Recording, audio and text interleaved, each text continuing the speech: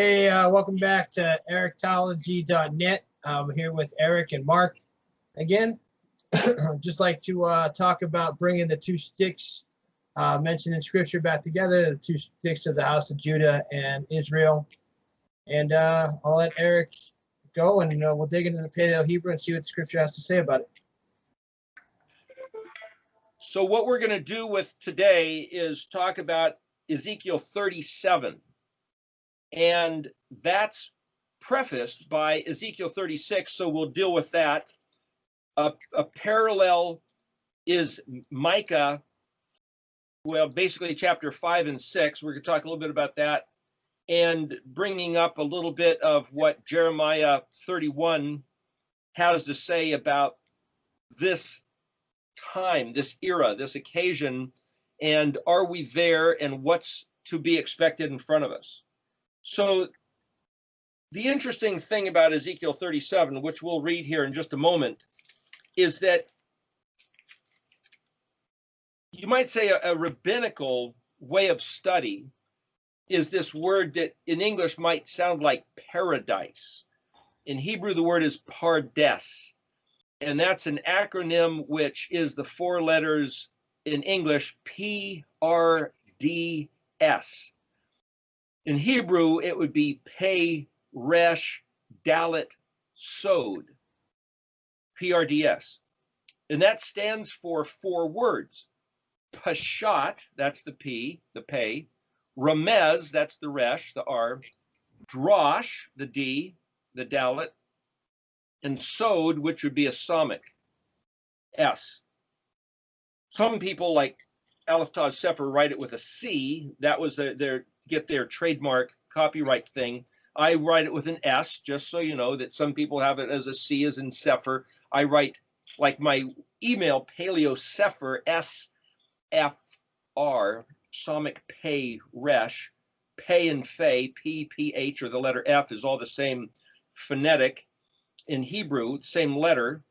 Though the modern Hebrew has a Pei and a Fei, the Pei, the P sound, has a dot in the middle of the letter, just like a bet has a dot in the middle. And if it's pronounced as a V as in Victor, it's the letter bet without a dot. So the letter PH as the letter Pei does not have a dot.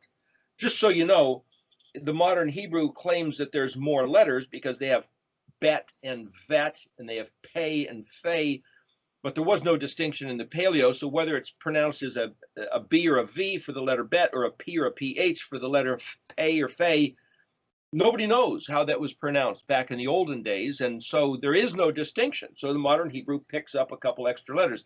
Even with the letter Kaf, whether it's a K or a light kind of a KH, Kaf and Chaf, no distinction in the Paleo.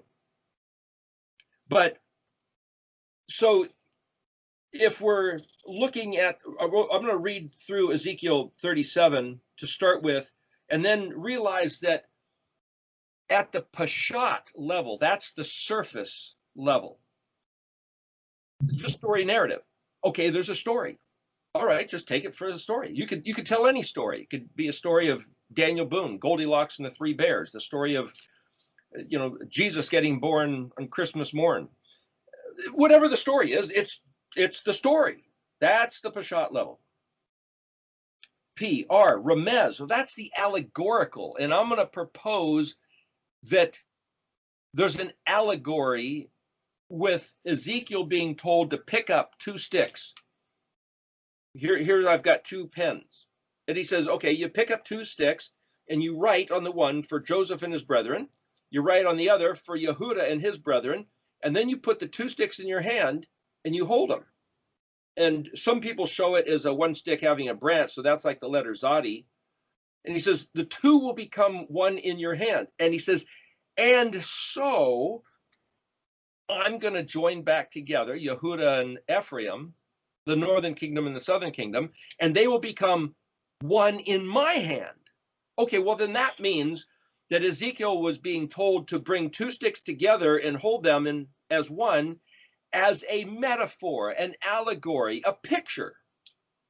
There's another place where Yahweh says, I keep forgetting, I think it's Jeremiah 1, but maybe it's Zechariah. Anyway, he says, hey, what do you see? And he says, I see an almond branch. And Yahweh says, ah, very good. Even so, I am industrious and zealous and diligent to perform my word.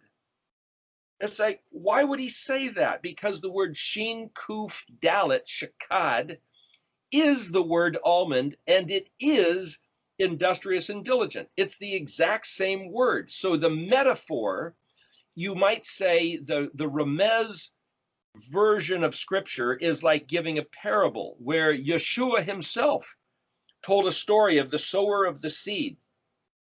And the disciples, the Talmudim, the taught ones, the Talmud means teaching. Lamed is to teach and learn. The Talmudim, the disciples, where we get the word discipline.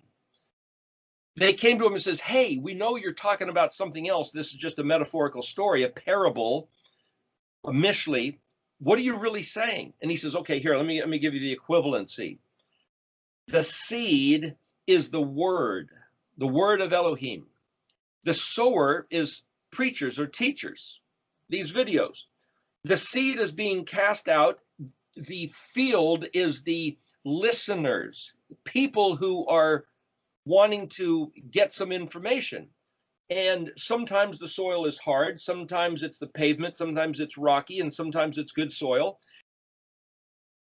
So to read the interpretation of a parable, a mishle, that's like the word Proverbs, a mishli, mem, shin, lamed, is to get the Remez depth, the Remez version, the allegorical, knowing that in scripture, yes, you can read the surface narrative, the story, and you can read the allegorical parable interpretation into probably everything. So some people say that they, even though they're, I heard there was a book talking about the Exodus and how they found the real Mount Sinai, known as Jabal al-Laz in Saudi Arabia. They found the coral-encrusted chariot wheels on the bottom of the Red Sea, Sea of Reeds.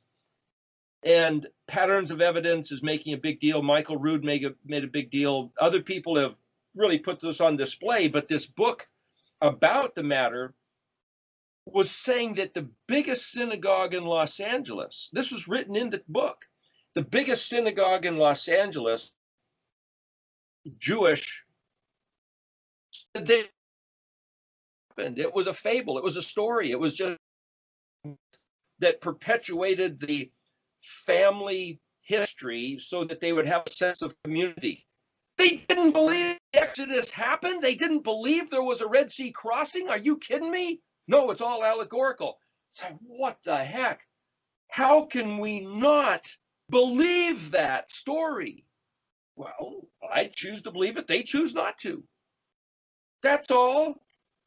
Well, if you don't believe that that really happened, then, okay, then it sets up a mind and it sets up a heart of who you think Yahweh or Elohim is and what you think he's going to do.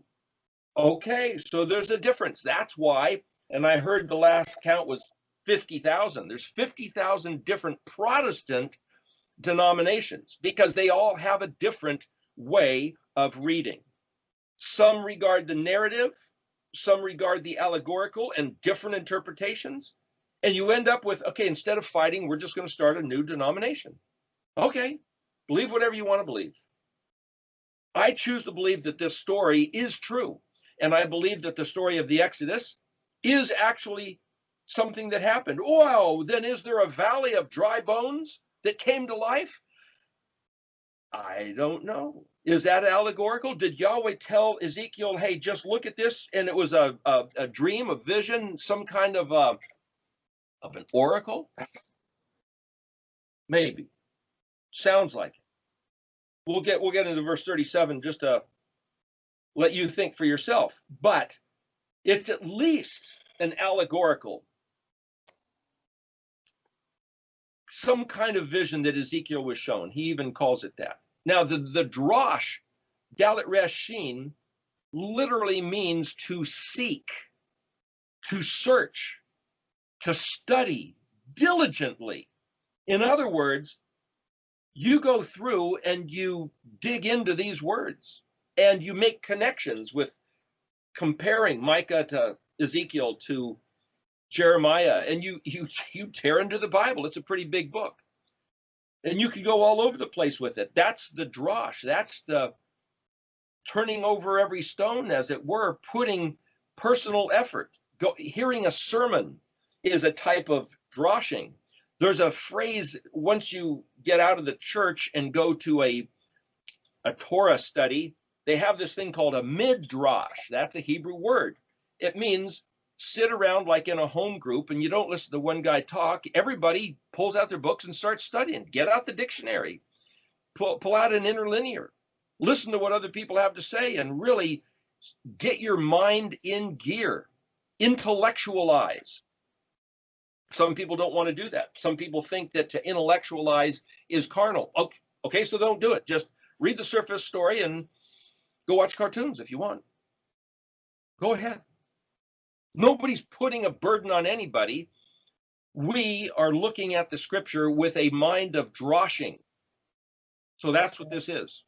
It's like saying, you don't have to believe me, just take a look. I'll tell you what I see in the scriptures, and you can believe it or not, but at least listen to it and then go and check it for yourself. That's what I say every week when I'm teaching the people that I teach.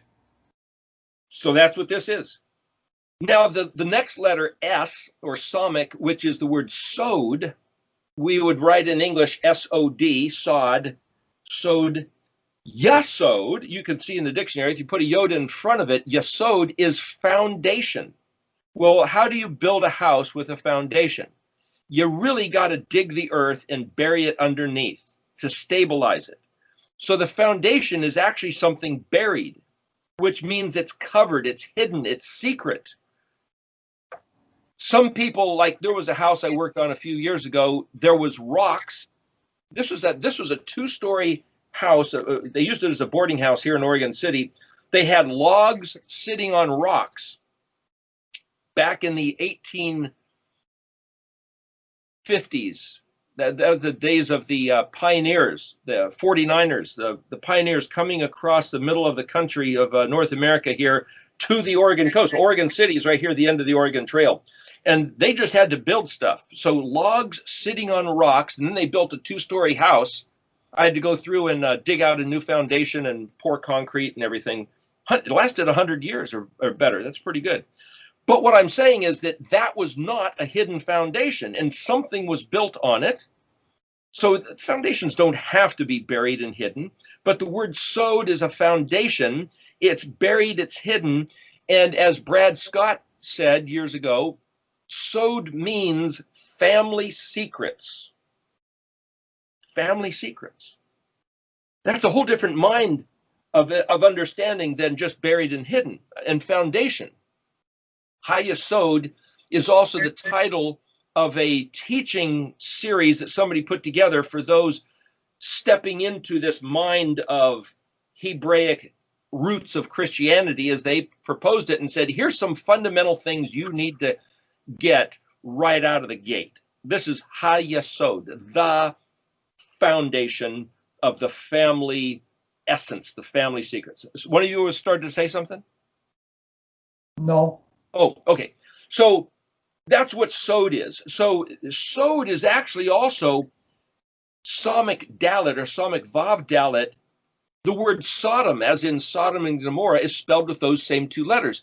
It's also the word for stocks of torture. You know, back in the days of the Pilgrims, as kids, you know, we went back east to Boston and Massachusetts and saw the early days of the United States. They had these things called stocks, which is a big piece of wood with 3 holes in it.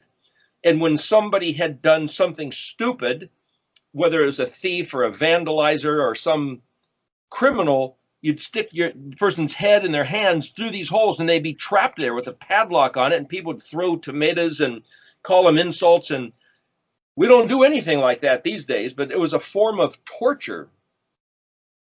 You might say kind of a mild torture, but you couldn't use the restroom. You didn't have anything to eat. People would hurl insults at you because you had been an offense to the society. Well, that same word for stocks of torture is Samic Dalet. And it's like, what's that got to do with anything? It's in the spelling of words. Psalmic is an engineered structure. So you look at the way a human is built, head and hands, put them in this pin, clamp the thing down. There's this door, this close. So what I'm saying is that a psalmic is an engineered structure. So is a backbone with ribs. That's a skeleton. So is a mast on a ship with the 3 horizontal yard arms, the square rig ship of the 17 and 1800s. So within every letter, there's pictures which help you understand what's the meaning of the word, what's really going on at a drosh level. And if you want to see the sod level, well, nobody's going to tell you because it's family secrets. You're not going to go and look up in a book and say, hey, what's the sod meaning of these words? It's not for the infidels. You're not supposed to tell strangers where you've buried your treasure.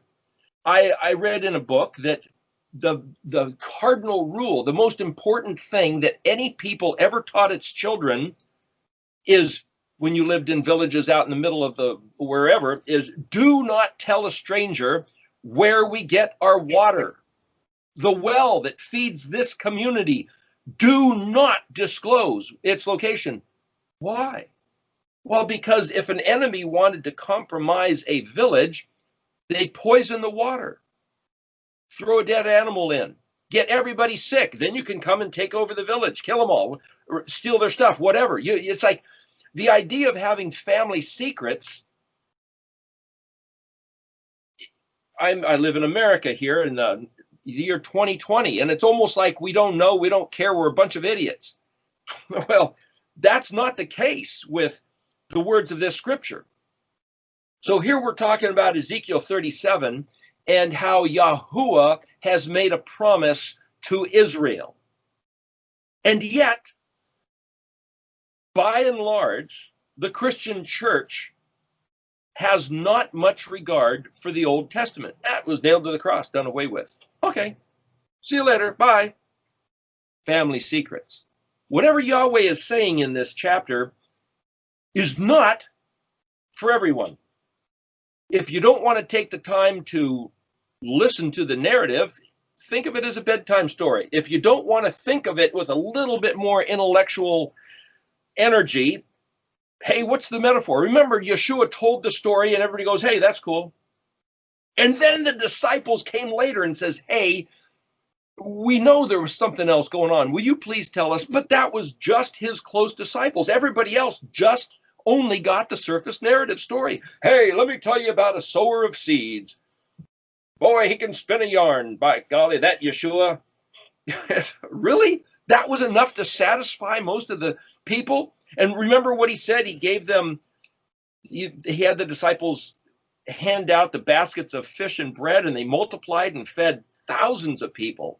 And he said, you guys are just here because you want free lunch. It's like, oh, come on. Who's going to be so trivial, so trite, is to just hang around because they want free lunch? I know a guy who told me that he went to a certain church here in Oregon City because they had good refreshments. They had donuts and coffee, and he liked the brand of donuts that they had. So he went to that church so that he could scarf on the donuts and coffee afterwards.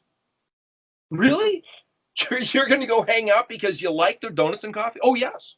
In fact, I know of another church that was actually going to have a cappuccino bar so that, you know, in between the service there, you can have like really good coffee. And it's like, oh, yeah, that'll get certain people to show up.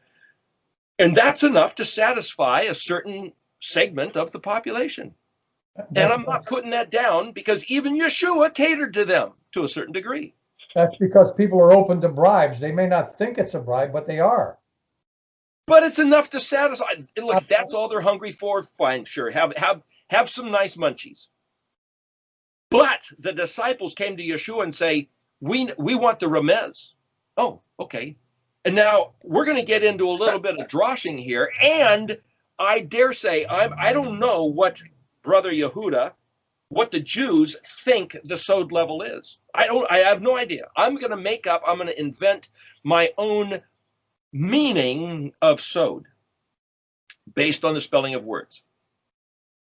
The engineered structure of the psalmic, That's the Aleph Bet, the meaning of the letters, the basic backbone of everything Yahuwah told us is these 22 letters fit to the Mishkan pattern, which is the identity of Yeshua being the Mashiach of Israel, not the Jesus Christ of the Christian faith necessarily, meaning there's 50,000 different denominations. There's the Catholic and there's the Orthodox. And even within the Orthodox, there's that I know of, at least, there's the Greek, there's the Romanian, and there's the Russian. So there's at least those three, and they might disagree, but we're talking about the real meaning of the 22 letters by which every single word is constructed, by which Yahuwah revealed himself as per John chapter 1, that the Jews have no regard of.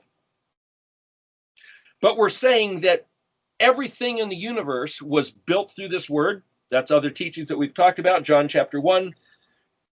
Yeshua is this word incarnate, carne. That's the Spanish word for meat, barbecue, carne asada. The incarnation of the word, the Hebrew alphabet. Abagada havazachati kalamana sahapats karashta. Kurt's we're going to be doing a song about that. Inagada Davida, baby. Okay, we're going to do a song that in the Garden of Eden, the first thing that Yahuwah had to say to Adam was give him the alphabet, give him the words by which he could construct consciousness. He had consciousness, but he needed to construct, put it into a construct state so that Adam could do his very first job, which was naming the animals. So in the Garden of Eden, and we told a story, I've heard this, there's a rumor that the fellow who wrote that song was drunk at a bar, and he was trying to say in the Garden of Eden, but he said in Agada Davida, and in the late 60s, it became a really great, really popular song that they played on the radio all the time. And so we're going to turn that into a, now that I've made it public, Kurt, we got to get right on it or else somebody else is going to do it first. Yeah. Put me on the spot there, huh? Hey, no slouch time. So what I'm saying by Abagada Havazachati, that's the just the saying of the letters, pronouncing them. Aleph, Bet, Gimel, Dalet, Abagada. A, Aleph, E, Bet, Ba, Gimel, Ga, Dalet, Da, Hey, Ha, Vav, or Wa, Za, Zion, Chet, Cha, Tav, Yod, Taya, or T. Anyway, what I'm saying, that's just the alphabet, just so you know what we're going to do, what's in front of us, and just so you can appreciate it. So Elohim gave Adam these 22 letters, and then whether Adam could write them or not, that's a different matter. Nobody knows where the script writing came from, who did it. Some people think it was Seth. After Cain and Abel, there was Seth, the third guy born on the face of the earth. Some people think Enoch wrote.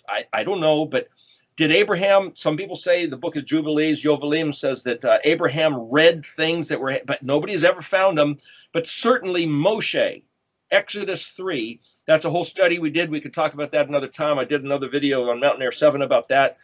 But that's Moshe, the burning bush. The word bush is Hey Samach Nun Hey. And you could see Hey, this revelation coming from the Almighty, from the heavenly realm to the earthly realm. Samach, the engineered structure. Nun, the life, the meaning, the meaning of in the consciousness, the Nun in the mind. Hey, which then expresses. So in the word bush, Hey Samach Nun Hey is hey. There's a meaning to the engineered structure, the orthography, which is the scripted writing of each of the letters, which means something. The meaning from on high incorporated within the letters, which expresses. That's Hey Samach Nun Hey, which is simply translated the bush. So the narrative, the Pashat level is the word spelled Hey Samach Nun Hey means the bush. The Ramez, the allegoric term, is like, well, a bush is a structure, wood, branches, trunk, roots, puts out leaf, maybe puts out fruit, maybe it's edible or not. They all put out some type of a seed for propagation. So there's a metaphor that that's the way everything on the face of the earth is built by its design creator. So you've got this concept of intelligent design, and people say, it just evolved. It's like, okay, whatever, the conversation's over. You have to be willing to take what's revealed, pick it up, and run to the next step. And if somebody refuses to progress and sits down and says, no, I'm not going to believe anything past this point, say, okay, we can agree up to this point, but then we're done, and I'll have to find somebody else to talk with and walk with if we're going to progress past this point. So if people could say, look, I can appreciate nature, great, okay, we're all agreed. But I believe there was intelligent design. Look, somebody designed this whole thing. Okay, and if somebody says, no, I refuse to believe in intelligent design, I'm going to believe that it just happened to evolve. Okay, you can sit here and camp right here in appreciation. And I'm not going to demean you or criticize you, but I'm going to carry on. I'm going to move along, and I'm going to believe that the intelligent designer that said, hey, look at this, that's the hey incoming, Samic Noon. Well, that's a bush. Well, it's an engineered structure like the structure of a bush, which is the roots, the trunk, the branches, and it goes through its seasonal changes. Okay, but then there's a noon. The noon is the life. Remember, the baby birthed out of a mem, noon comes out of mem, just like the fish, noon, jumps out of mem, the water, just like the idea, noon, jumps out of the structure, the Samic. Okay. So what jumps out of the Samic? Well, look at the alphabetic sequence. The letter after the Samic is the ayin.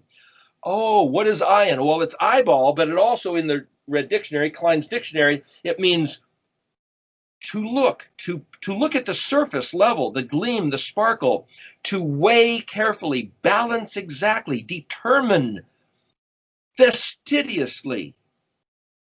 Look, ponder, think, calculate. What are you looking at?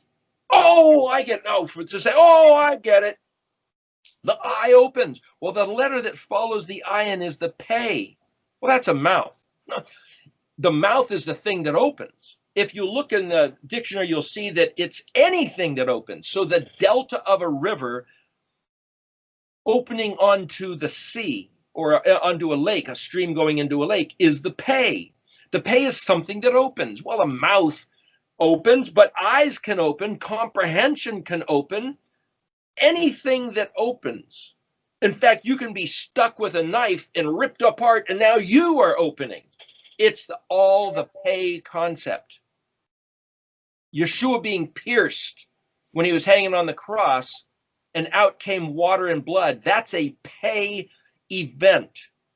So pei is not just mouth. Again, we're getting into the family secrets. I'm suggesting that what Yahuwah gave Israel when he said, Vayikra, oh, that means he called, he summoned.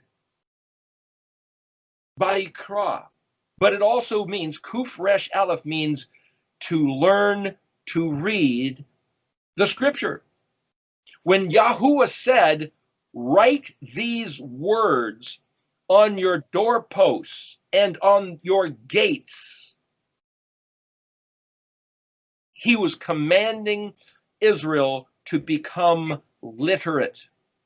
Now, whether they understood everything they wrote, he was telling them, take your hand and write these words on the doorposts of your house and on your gates. And so if somebody says, hey, yeah, get a mezuzah. What is the word mezuzah? It means doorpost. So people buy a little vial and inside there's a paper written. They don't necessarily ever open it up and look. They just stick the thing on their doorpost. Yeah, okay, we did what he said. Wait a minute. If you want to get away with that and think you did the command, go ahead. But what Yahuwah said was, hey, you want to be my people, you, whether you write it in English or Hebrew or Paleo-Hebrew, that's your call. I would suggest you learn all three. But write these words. So open up the text and copy them letter for letter and wrap your mind around what those letters mean. Because when you look at those letters, it has to affect the brain. there's something about writing with your hand, not typing on a keyboard, writing with your hand that's wired to the same places in your brain as your words. Stan Tenen with Meru, M-E-R-U. The guy, last I talked to him, he doesn't necessarily even believe the Torah, but he's a Jewish guy, astrophysicist, spent 30 years studying Genesis 1:1, letter by letter, just in the sequence and the meaning of the letters. And he says that the whole script, there's a gesture language, the gesture, the shape of the hands, and he did this thing, the dance, the Hebrew letters. That's a whole other thing. He doesn't necessarily believe this stuff or agree with this, but I think the guy is a brilliant mind, that he certainly uncovered something. And I'm mentioning it here, so if somebody wants to take a step further. There's something about your hand writing it's wired to the place in your brain that deals with language, which has to do with your mouth, which has to do something with your eyeball also. It's the way we were built by the intelligent designer.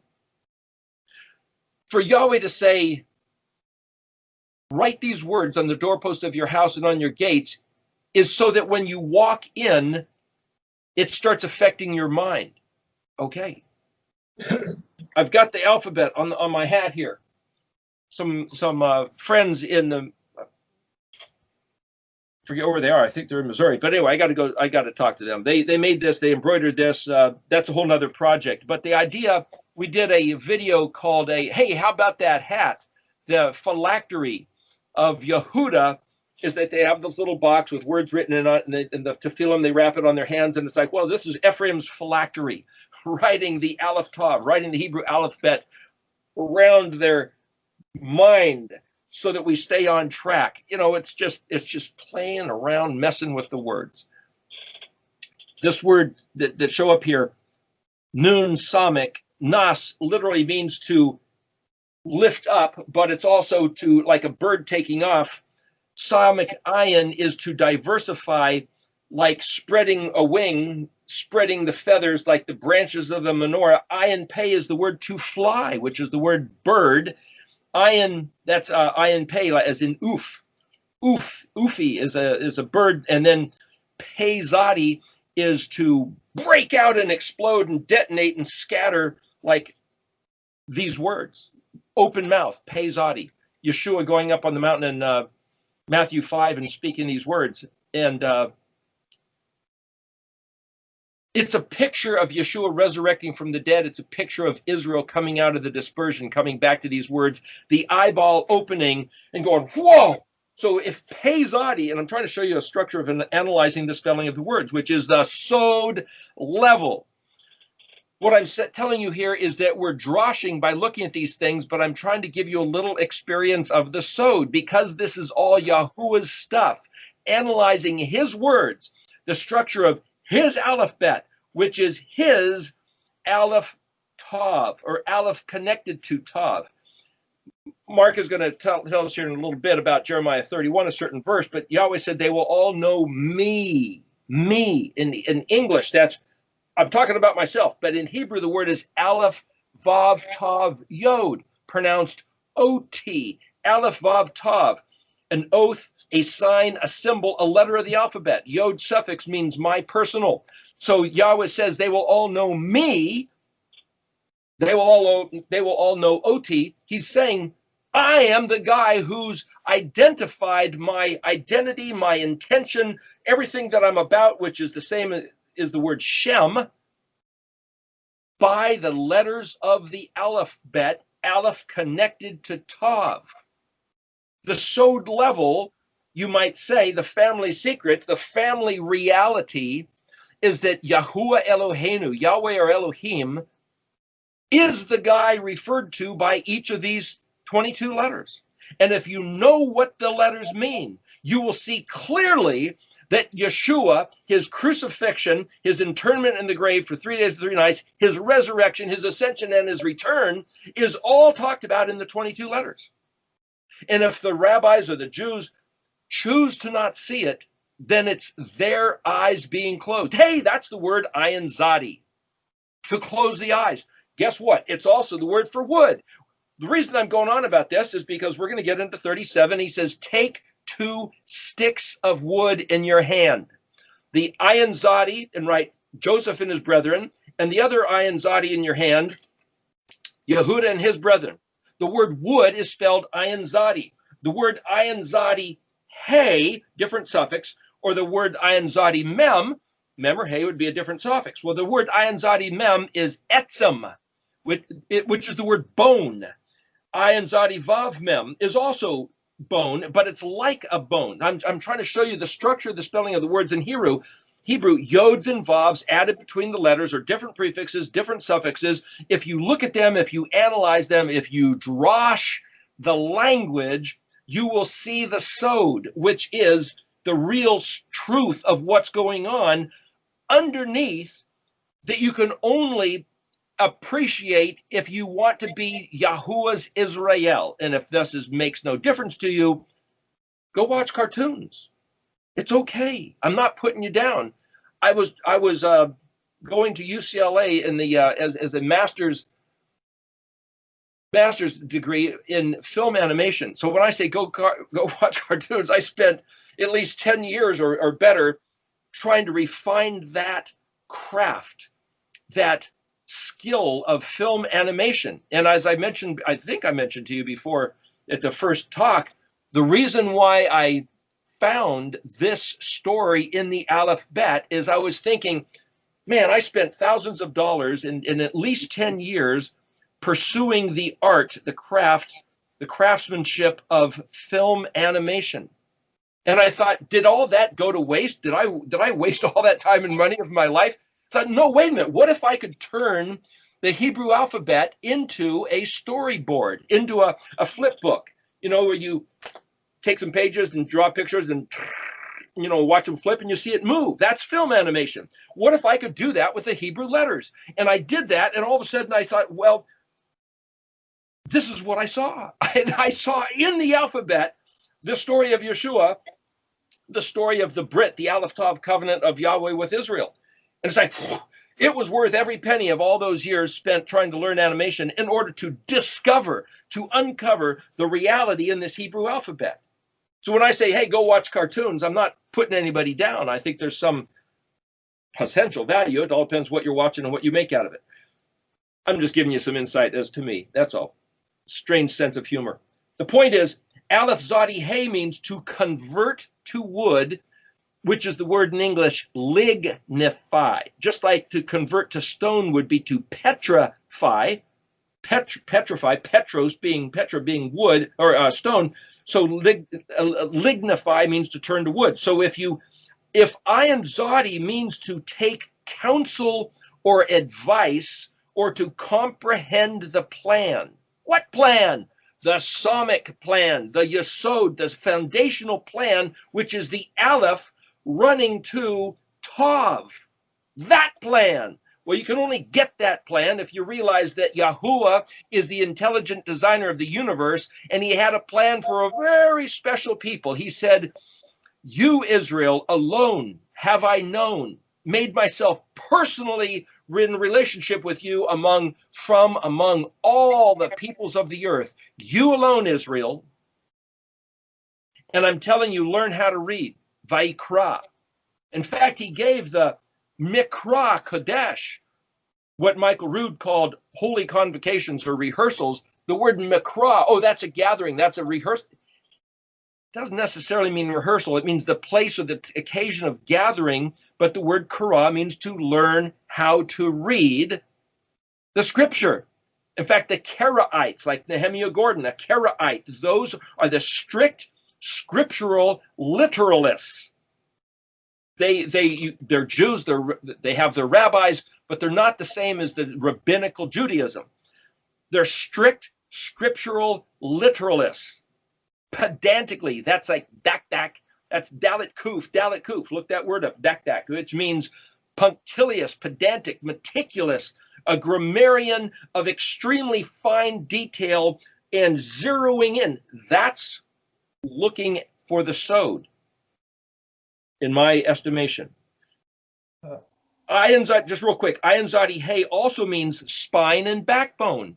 Well, so what I'm showing you is that the pictograph of the Psalmic being a backbone with ribs, the structure of a tree with branches, the structure of a mast of a ship with its yard arms. These are all pictures of the counsel, the advice, the backbone of Yahweh's identity, the Mashiach, what it means to be Israel, but it's all a fractal pattern of our eschatology, the history of the people and what to expect in front of us to resurrect out of the grave, out of the dispersion, just like Yeshua resurrected out of the grave, sets us up the hope, the expectation, the kuf, vav, that's set right in front of us, which is where we are now, which all plays into what's being talked about in Ezekiel 36, Micah 5 and 6, and Ezekiel 37. Yeah, Kurt? So it's just, if you could just review for people, if this is the first time they've seen one of these videos, is that Israel and Judaism are not synonymous. Right. That's absolutely correct. Do you want to elaborate for a moment, as long as we're taking a pause in my, some have called it a diatribe, but nevertheless, go ahead. Do you want to elaborate what the distinction is between Israel and Yehuda?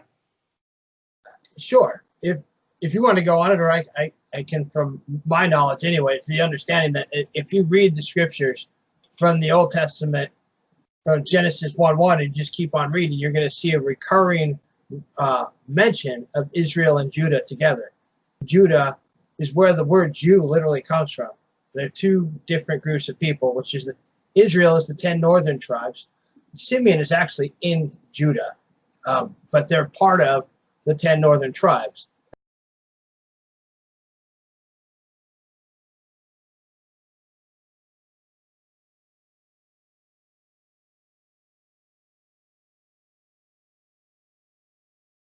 And then you have Judah and Benjamin, who would become the Jews. And then you also have Levi, who's mixed amongst all the tribes. They have no land because, well, Yahuwah is their inheritance. But study the tribes. You can go to Genesis 49 and see who our people are, but it's not just one tribe. Israel is not just the Jews. It's all 12 tribes.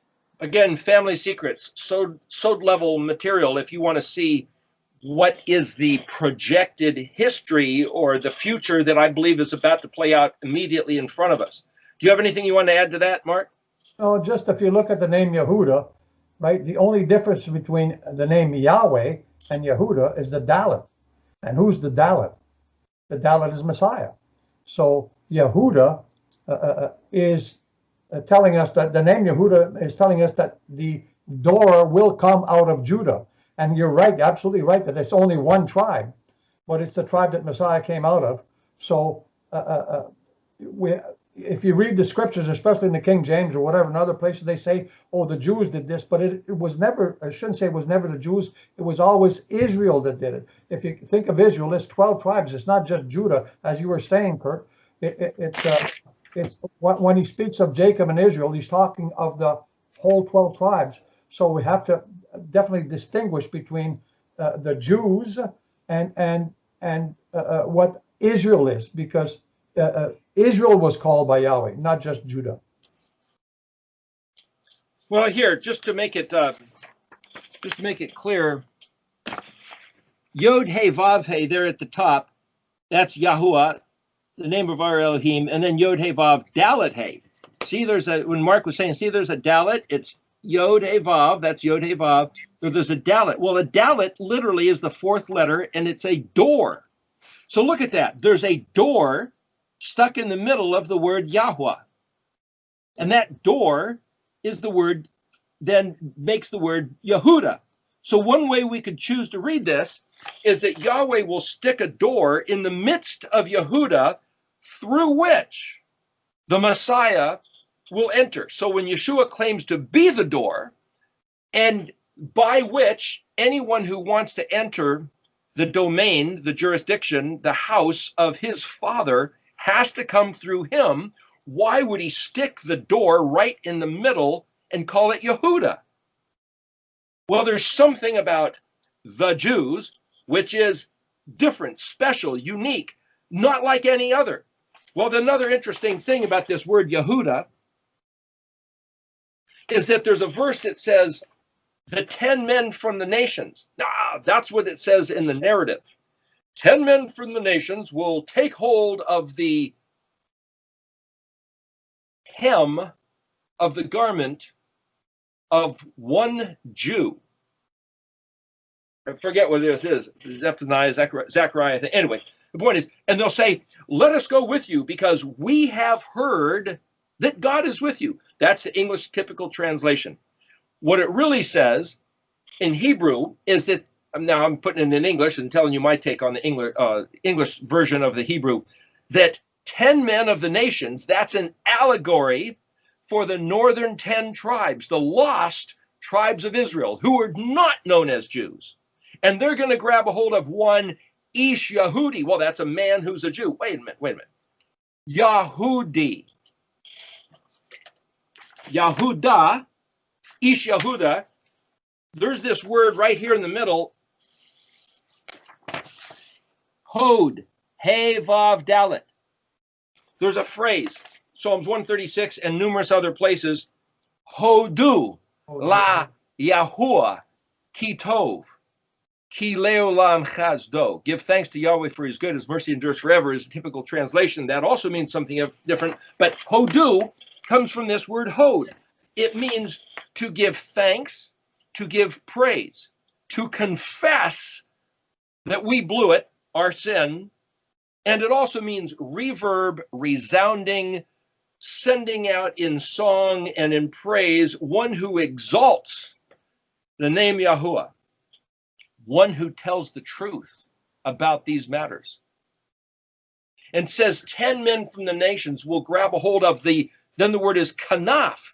Well, the word is kanaf, that's wing. They're not grabbing a hold of the zitziot, that's the way some people have translated, which those zitziot fly like a little wing, like a sparkle, like the word zitzi fly, that which flies around like some fringe. The kanaf, the wing, why would he say that? Kaf, nun, pei. Anyway, what I'm saying is every time we try to analyze one word and look at another word that gets into these other words, it's all about the spelling of the words. That's what I'm not trying to be distracted from Ezekiel 37, but I'm trying to show you this is why on the Erectology class, talked in the letter Aleph and then the letter Bet, people said, gosh, you were all over the place. It's like, so we put up a background, a picture of a banyan tree. You know what a banyan tree is? Are you guys familiar with that? They have them in Indonesia and the Philippines and Hawaii. One trunk might fill up as the trunk of the tree. It might spread out of a city block, and the branches are connected to the roots. It's just an amazing invention. And I put that up there saying, look, Yahweh gave us a perfect example of the way this language and the subject of his kingdom works. The main trunk, in fact, right here behind me, the trunk, Yeshua, known as the Shemesh, the servant candle, lighting all the other branches, and at the root is Yahuwah. The reason this is a broken vav goes back to the parashah of Phinehas, where he picked up and harpooned Zimri and Cosby, and Yahweh says, I will make with him a Brit Shalom. And there's a broken vav in the word Shalom. The vav of Shalom is broken. Why? It goes to metaphor. You have to drosh to get the remez, but the family secret is the vav was broken. Yeshua came and was broken so that we could have an unbroken peace because of our sin and stupidity and evil of Israel. The connection, the vav, was broken between Israel and Yahuwah. And this Ezekiel 37 and Jeremiah 31 is the restoration of that vav, the restoration of the connection. And all this ties together just like the picture of the banyan tree where the branches and roots are tied together. And it's like, can't this guy stay on track? It is the track. It's the design of the track. The somic of the kingdom of Yahweh is not nice and simple like the vertical with the horizontals. The menorah is a picture of the somic, only the branches are curved up. It's all tied together in this incredible, though mysterious, though wonderful way. And the interesting thing about that, the word bone, etzem, ayin zadi vav mem, literally means strong, powerful, numerous, wonderful. That's very synonymous with the word paleo. The reason why we call this Paleo Hebrew instead of just ancient Hebrew is the word paleo means hidden, wonderful, marvelous, and astounding. Pele, Pe Lamed Aleph, or it could be Pe Lamed He or Pe Lamed Yod. The three spellings of the word are the same. But this word etzem also means closed or shut. It means essence, compensation, sanction, or legal claim. So here's the point. You go to Ezekiel 37, and it says, take these two sticks, these ayin zadis, and say one of them's Joseph and his brethren, and the other one is Yehuda and his brethren. The wise counsel given to Israel has become closed, shut, hard, calcified like bone. And when he sees a valley of dry bones, it's a play on words if you want to get into droshing the sod of Yahuwah's Aleph Bet. And then the only way to put this together is reverse engineering the spelling of the words in Hebrew. If you read it in English, all you're going to get is the first two levels. You'll get the narrative, and then you can pull out of it some allegory. Okay, great. And you can compare it to the Messiah in the Christian mind. The Jews aren't going to go there. You can compare it to Jesus, okay, and some parables, okay. But the only way you're going to be able to get into the droshing, you can get some droshing from the Greek, where you get the homiletical giving sermons. Okay, a lot of Christian pastors will do that. But unless you go into the Hebrew, you're not going to get the sod, and you're only going to get some scrapings of the drosh. You must look at the spellings of words if you want to drosh these, and then you have to look at the covenant of Yahweh with Israel and realize that just like the word ayin zadi for wood, it has been lignified as bone. Petrified wood is what it's become. Closed, shut. The essence completely lost until the compensation has been paid. What Yahweh said, going back to Leviticus 26 and Ezekiel 4, 7 times, because you guys swore a vow, your forefathers swore a vow of fidelity, and they became infidels. They betrayed the vow. They betrayed Yahweh. They went whoring with other non-Elohims. Every other culture or tradition that they could possibly find was more interesting than what Yahweh had. And if you look at Malachi or Micah 5, he says, you guys have a grief? You guys have a grievance with me? Let's come together. You tell me what I did wrong. I did everything I said. That's what Yahweh's saying to Israel. You want to bring the case to court? Okay, let's go.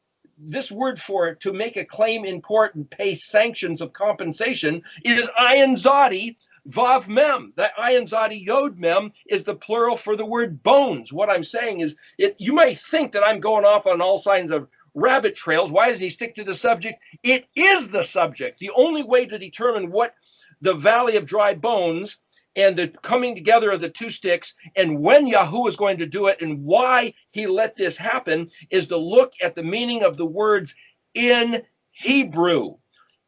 And I'm saying this because there might be books written about this subject and many sermons about this subject, and people can get all sorts of interesting stuff at the Peshat and the Remez level and even make it Christian, but you won't see the drosh and the sod unless you look at the Hebrew. And if you want the sod level, you can't get any more primal, any more rashon, which is the pinnacle, but also the foundation, Rosh, as in Berashit.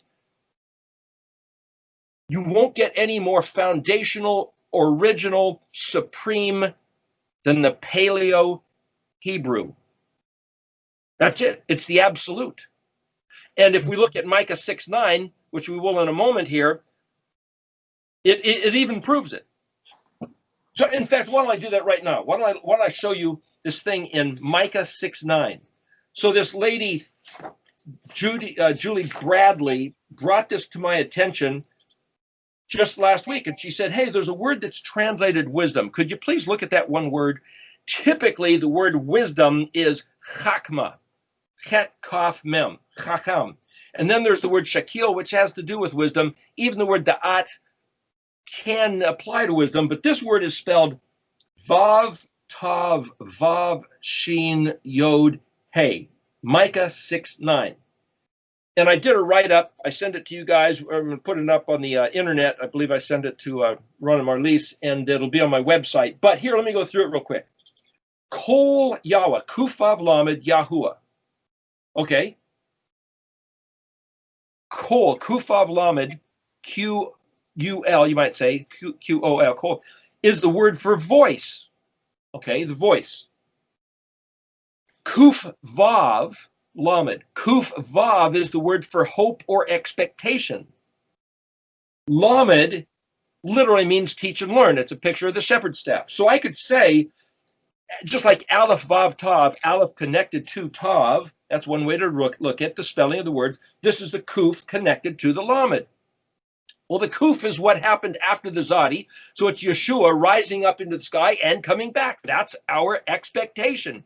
So the expectation of the ascension, some people might think of the rapture, or certainly rising from the dead and living in the butterfly zone, the butterfly type instead of the caterpillar type, that's typified by the letter Kuf. So this great hope, that's the word Kufav, is connected to the Lamed, the teaching, the Lameding, the rehearsing, the going over and over. That's what Lamed means. Teach and learn and rehearse. Go over it and over it. The Torah teachings. So you look at the Torah, that's Kaf and Lamed, the lines of instruction that we teach and learn and take as an authority. So again, tying everything back together. That's the voice, Kol Yahuwah, voice of Yahweh. Then it says to the city, Lamed Ayin Yod Resh. But there's no word the. The word the is the prefix letter hey, and this says Lamed Ayin Yod Resh. Well, the word Lamed Ayin literally means throat or muzzle or volcano crater. Lamed Ayin Yod Resh. The word Ayin Resh has to do with to bray or roar, which is like out of a donkey's mouth, rah, making a noise, or a lion growling. I did a video back in 2009 called Balaam's Ass. It's like, oh, what's this have to do with? Balaam's ass. Remember, it's the dumb ass. The dumb meaning can't speak. They can bray, but Balaam was riding on this ass to go see Balak, and he wanted him to curse Israel. So what's this talk have to do with Balaam's ass? And I said, basically, consider me Balaam's ass. If you don't want to listen to this, fine. But the ass was given the ability to speak and tell Balaam what was going on. So if you want to think this is all nonsense, okay, so consider me Balaam's ass. But I'm telling you what Yahweh showed us in these words, in this language, is the ultimate sod of sod, to see that the Mashiach of Israel is in these 22 letters that the Jewish rabbis absolutely refuse to acknowledge. And for the Christians worshiping Jesus Christ as God and refuse to hear the words of the Kol of Yahweh makes them pretty asinine. Play on words, that's all we're doing. The word Ayin Yod Resh then is the same root with Ayin Resh and Ayin Vav Resh, and it means to bring forth, to give birth, encourage, a shaking or a stirring. It has to do with suddenly getting awake. Suddenly go, what the heck is going on around here? To incite to activity, vitality, vibrant, to wake people up out of their slumber and go, whoa, it's like Yeshua coming out of the grave. The word Daniel 12, Gabriel said, hide the words and seal the book until the time of the end. The word end is Kuf Zadi. The word spelled Yod Kuf Zadi means wake up. It's the end of the coma, the end of the curse, the end of the diaspora, the end of the ignorance, the end of the complacency, the end of the la, everything's fine and dandy. Well, no, it's not. Look, take a look around. You know, we've got the New World Order rumbling. We've got Goliath pounding his chest like King Kong and saying, I'm going to vaccinate you. Well, no, you're not, Mr. Gates. We're not going to take your damn vaccinations. I've heard some people, and I'm not saying it's true, but I've heard some people say the vaccinations that Bill Gates and George Soros and Mr. Fauci are wanting to perpetuate on the entire world is the mark of the beast talked about in the book of Revelation because it changes your DNA.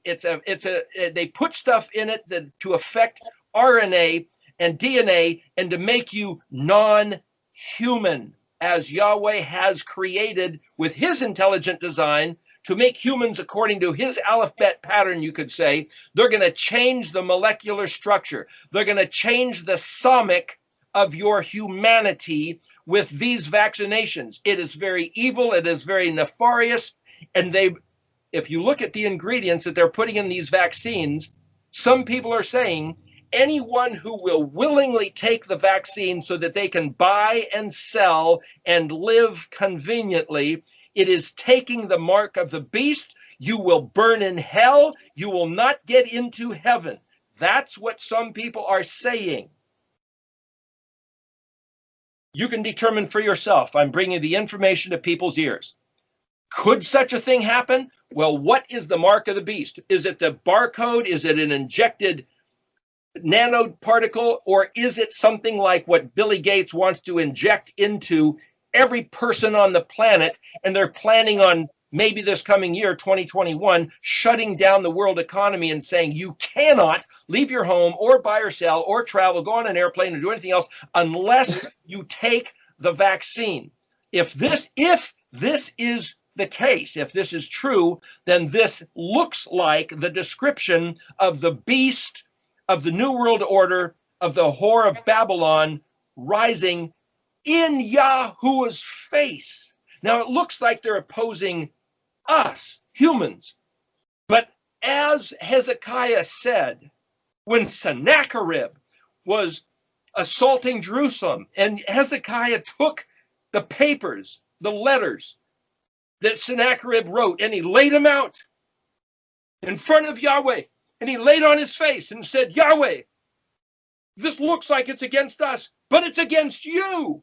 These guys are offending you. These guys are trying to change your creation. We are your people. And if they do this to us, it's not us they hate. It's you they're hating. You, Yahuwah, need to save us. You need to rescue us from the hand of these monsters because you have imparted to them the position of being able to do this. They think they rule the world. They think they own all the money, all the resources. They're laying claim to nature. They're laying claim to the silver, the gold, the uranium, the coal, the petro. They think it's theirs. But Yahweh, it's not. Yahweh, you are our Elohim. And what we read in this chapter of Ezekiel 37 is to their demise, their end. Because Yahweh, you said, we can read it in Malachi 5, 6, 7.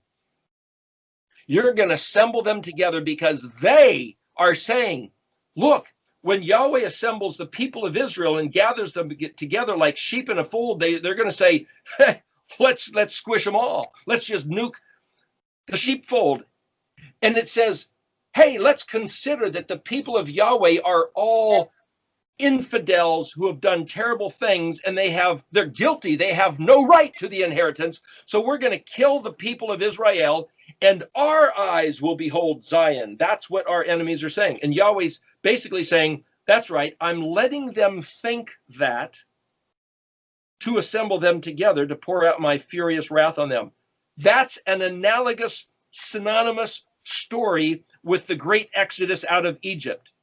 Yahweh said he's going to put a hook in the jaw of Gog, Magog, as he did with Pharaoh. He stiffened his neck and he says, I'm just going to tickle Pharaoh's personal attitude that he's chosen to have.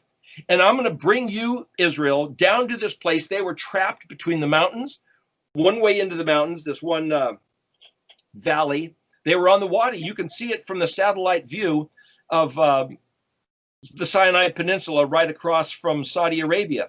And you'll see right where did the Red Sea crossing, whether the people believe it or not, people have gone down with submarines, and you can see it on videos now, and see the coral encrusted chariot wheels.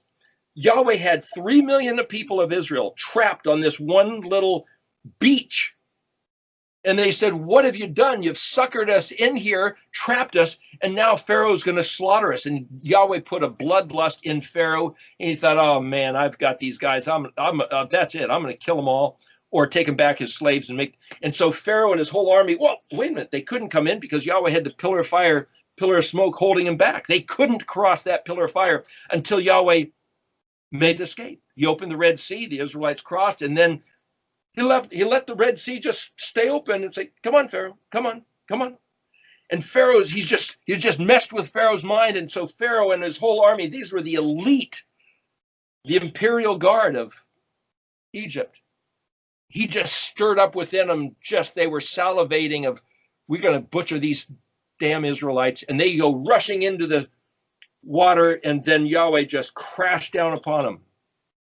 And he said, I will get my glory through Pharaoh, through the killing of Pharaoh. If Pharaoh's not going to give Yahweh kavod, honor, and glory with his regard in his heart, he'll get it through the circumstances. We must have kufa, hope and expectation that is our Elohim. That's what he's going to do. And if you go to Ezekiel 36, verse 23, it sets the whole thing up. We'll get to Ezekiel 37 in just a minute, but let me mention Ezekiel 36, 23. I've mentioned it before. He says, I will make, I'm giving you the English words, I will make my great name Kadosh. In Hebrew, Ve Kadoshti et Shemi Hagadol. I will Kadosh my name. Well, the word Shem is not just name like, the 4 letters, Yod He Vav He, Yahuwah, but it's fame, renown, reputation. So to make it Kadosh, Hagadol, the great, the Gimel Dalet Lamed, in this case, Hey Gimel Dalet Vav Lamed, I'm going to make my great name Kadosh. In other words, he's saying, I'm going to live up to my fabled reputation. Why do I say that? Because Gimel Dalet, God, is where we get the word God, G-O-D, and the tribe Gimel, G-A-D, Gad, but it's also the Haggadah, Hey Gimel Dalet, like at Passover, tell the story of the Exodus. Haggadah, the story, the fable, the legend. Remember that wonderful story, that's Haggadah. And here, Gadol, Gimel Dalet Lamed, that's where you get the word Dalet Lamed, which means weak, poor, hanging down, loose, bedraggled, impoverished. And it's like somehow the grandeur of Yahweh's being the Elohim, the champion of Israel, well, he doesn't do that anymore. You could say Gadol, Hagadol, it means festooned with ribbons, with banners. It's like, this is spectacular. But now it's just kind of bedraggled. And like I said, the synagogue in Los Angeles didn't even necessarily believe the story of the Exodus. How far we have fallen. How could this be? How could we have no regard for who our Elohim is and what he said he's going to do? Well, that's the next word. Hey, mem, het, lamed, lamed, which has become defiled, profane, vulgar, punched holes in, emptied, drained out, halal. That's where we get the word in English, hell. His name, his reputation has become hell amongst the goyim, bet goyim, by goyim, asher halal tam. So it's saying his name he has no regard, no esteem, no value amongst the goyim, the nations, which have become defiled by you, Israel. Bet tet vav kaf mem, betokam, betokam. You have been in their midst.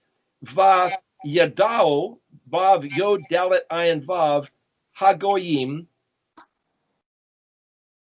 The goyim will know ki ani Yahweh, that I am Yahweh. Then it says Nam Adonai Yahweh. That's that signet ring stamp. When he says Nam Yahweh, and here he says Nam Adonai Yahweh.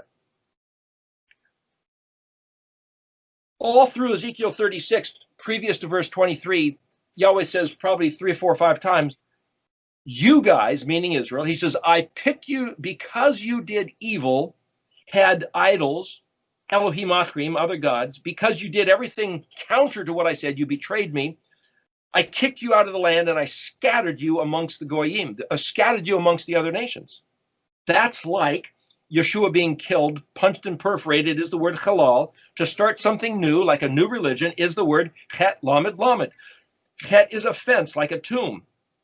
So, and lamed lamed is where we get the word lila, or to spend the night. So just like Yeshua spent 3 days and 3 nights in the tomb, Israel has spent nearly 3,000 years locked out of the covenant. Chet lamed lamed, like hell, H-L-L. Profane, defiled, vulgar, considered to be as a thief, liars, thieves, killers. Yeshua crucified between two thieves. And in the Goyim, they have got a distorted notion of who Yahuwah is, who's Israel supposed to be, who Yeshua is, and what the heck is going on. The Aleph to the Tav has become completely distorted. And Yahweh says here then, Bet He Kuf Dalet Shin Yod. Bet is a prefix letter, means in the condition of, when, among, through, when my kadoshness, and here's the critical word of this verse, Bet Kaf Mem, it means in you, through you, by you. Lamed, Ayin Yod, Nun Yod, Hey Mem, in their eyes.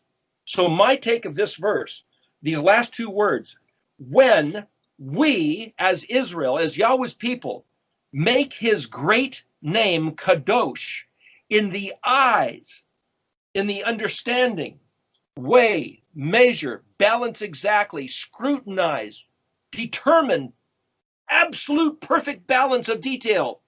How do you do that? By understanding these words and these letters. When we get everything level, perfectly balanced, everything just right, that his kadoshness of his Shem is made gadol, festooned with ribbons, made glorious. When we tell the truth about his Torah, about his covenant, about the family of Israel with all 12 tribes and all 12 names meaning something. Yes, the name Yahuda means give praise, give thanks, give glorious, resounding, reverberating, spectacular confession of sin, and extol the majesty of Yahweh. That's what the word Yehuda means. And so going to that verse that says, 10 men of the nations will grab a hold of the kanaf, the wing of one Ish Yahudi, one Jewish man? No, it means one man who, like the name Yahuda, what the Jews are supposed to be doing, gives praise, resounding thanks, and confession of sin unto Yahweh. That's what the word Hudi means. And if the Jews aren't doing that, then they're not Ish Yahudi.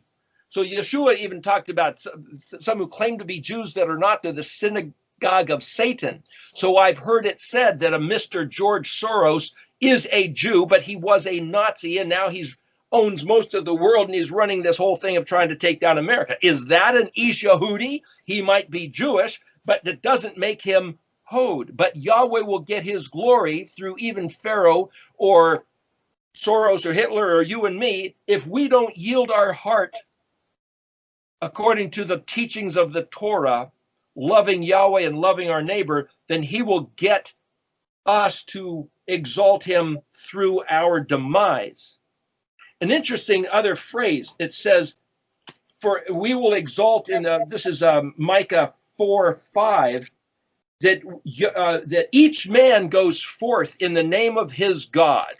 Okay, so you might have some countries holding a banner like the Roman eagle, or somebody else a dragon, or somebody else a lion, or somebody else stars and stripes, or a bull, you know, the various different heads of the people groups that have warred over the centuries on the face of the earth. But it says here, but we, B'Shem Yahweh Eloheinu, Leolam Va'ed, and it's translated forever and ever, we go forth in the name of Yahweh our Elohim forever and ever. Well, if you look at that word forever, it's Lamed Ayin Vav Lamed Mem. and it means the hidden unseen time. That's forever. Va'ed and ever. But you break down those two words. So here again, I'm telling you, in the English it said, we will go forth in the name of Yahweh our Elohim. We don't have the picture of a lion or an eagle. So this word leolam va'ed is typically in English only ever translated forever and ever. Leolam, hidden unknown time, forever. But the word ayin lamed mem also means worldwide, which is to say what we would call universal, and pleasures of humanity, pleasures of mankind. And it's like, well, that's kind of like Eden, same kind of synonym. But when is that? Well, people go, oh, that's the hidden unknown time. That would be the Messianic era, the kingdom that he promised coming. Va'ed, well, that means and ever, forever and ever. Leolam va'ed. But there's another way to read that if you look at it in the Hebrew. Ayin vav lamed is the root word. Lamed the prefix, mem the suffix. Ayin vav lamed literally means unjustly. It means wrong. Well, what wrong? You could say, we will go forth in the name of our Elohim, Yahweh our Elohim, whether wrong or right, or whether we are unsuccessful or successful. In other words, I'm comparing this to Pharaoh. For Yahweh to say about Pharaoh, I'm going to be glorified in him. Now, Pharaoh, did he have a choice to really turn towards Yahweh? Maybe he could have, but he didn't. So Yahweh's going to stiffen his neck or feed the fire. It says that he hardened his heart, but what actually is happening is that he hardens or magnifies what's already in his heart. So exactly. If you have love in his heart, then that's what would be magnified. But when you have hatred in your heart or disgust in your heart, that's what he increases. So this phrase, leolam va'ed, what I'm trying to say is, though I've only ever seen it translated forever and ever. Another way to read that, if you know that ayin vav lamed literally means, even if we do unjustly, even if we're wrong, the va'ed means, the word ayin dalet, where we get the word moed, means witness and testimony.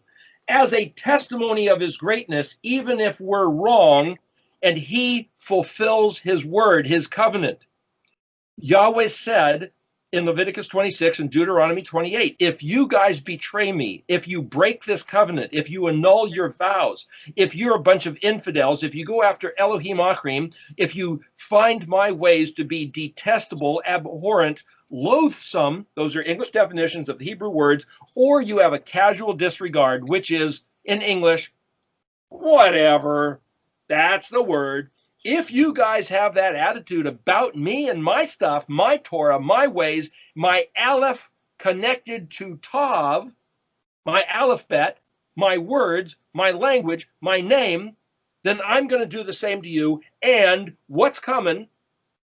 2,730-year curse. If you look at that, up until 2010, everything that's happened in world history is exactly what Yahweh said was going to happen. Okay, and we brought it on ourselves. We, our forefathers, are okay. So and it says the word forever and ever, just real quick, literally can be read as, even if we're wrong, it will bear witness. Because what Yahweh said will happen when we're infidels and do the wrong thing is exactly what's going to happen. The testimony is going to play out and be magnifying of his glory, of his kavod, even if we do the wrong thing, even if we're infidels, Yahweh will be glorified because the happening will be exactly as he said. And that means that we can trust when Yahweh said he was going to do something for our good, for our benefit, that we absolutely can trust it and believe it. And that's the hope. That's the expectation. That's what Ezekiel 37 is about, after verse 23 of Ezekiel 36 talks about, and what Micah chapter 6 talks about in 7, where Yahweh said, and there's another place where Yahweh said, I forget exactly where it's found, the address, but Yahweh says, as certainly as I wasn't kidding, I wasn't fooling, I wasn't just yap talking, when I said that I was going to bring all these horrible curse and this devastation upon you, so too, and even more so, I wasn't kidding when I said, when you turn back to me, I will pour out a blessing upon you, and I will pour out my favor, and I will pour out my chesed, my refuge, my protection, and I'm going to wipe out your enemies with even more gusto than all the bad stuff you guys caught for the last 3,000 years. And that understanding, that ayin bursting into Zadi, that exhilarating opening of the eyes, to see the glory, the majesty, the Gadol Yahweh. Gosh, that's what's in front of us. But it's a family secret, such that the Christians don't even know. And certainly the whore of Babylon doesn't know, though they have Jews that are running the show, supposedly. So we have to have the attitude of Shadrach, Meshach, and Abednego, which absolutely, Yahweh is capable of saving us out of this. But even if he doesn't do that, we still will not worship other gods. We worship him only. So that's the attitude we have to have. So an interesting thing, going back to Shadrach, Meshach, and Abednego, that was in the book of Daniel. So last week we talked about Daniel chapter 2, about this statue with the 4 aspects, 5 actually, if you count the feet with toes differently than the legs. Okay, you got the head of gold, Babylon, Nebuchadnezzar, arms, silver, Media, Persia, military and economics. Then you got Greek culture, Alexander the Great, the midsection, bronze, legs of iron, Rome, politics and religion, Catholicism and Islam. And then you've got the feet, which I was suggesting was the days of democracy, the iron mixed with clay. And the stone, the eben, hits the feet, pulverizes them, disintegrates it, turns it to dust. The statue tips over, falls, itself turns to dust, is fractured, broken, disintegrates. The winds carry away. It won't be recalled. It won't be remembered. And it disappears. And the stone becomes a mountain that fills the whole earth. And it won't yield its sovereignty to another. The people of Eben will not yield their sovereignty to the people of the vaccine, of the beast, of the dragon, of the great whore of Babylon. The people of Yahuwah will not yield sovereignty to anyone other than to Yahweh, the one who is identified in the 22 letters of the Hebrew alphabet, the Aleph, Vav, Tavs, the Ot, the Otot. Odiot is what that's called, are the letters. Each letter is a symbol which identifies who Yahweh is. And the letters Het, Tet, Yod, lining up with the Erectology Mishkan pattern, Het, Tet, Yod line up with Pesach, Kaf, Lamed, line up the equivalency with Chag HaMatzot, Festival of Unleavened Bread, Mem Nun with Shavuot, Samek, Yom Teruah, Ayin, Yom Kippur, Pei, Sukkot, Zadi, Shemini Atzeret. The fact that you can see those are the times of Yeshua being entombed, put into the tomb, Chet, round rock rolled in front, Tet, Yod, the hand that holds it shut, sealing him into the tomb, Pei, Zadi, Boof, resurrecting from the dead, Kuf, ascending up, and then Kuf also, that's Kumi, as rise like Kumiori, a rise and shine, but Kum, Hamakom, the place also of him coming back. And the angels, the Melachim, told the Talmudim disciples that they saw him rising up 40 days after he resurrected, and he's going to come back and land on the Mount of Olives the same way. I'm trying to show you the narrative, but in this enclosure of being in the tomb between Het and Zadi is like Israel being in dispersion, being in lockdown as the grave. So we go back to Ezekiel 37. Let's look at it. I'll read it in English according to Stone's Tanakh. The hand of Yahuwah was upon me. It took me out by the spirit of Yahuwah. So when I'm saying that Ezekiel had some kind of a vision, what we might call a hallucination, of an out-of-body experience, whatever it was, he was seeing something which was then, I believe this is a true story, that would be the Peshat level, but he said, I saw this vision, so it automatically throws it into a remez sort of allegorical metaphor, parable sort of thing.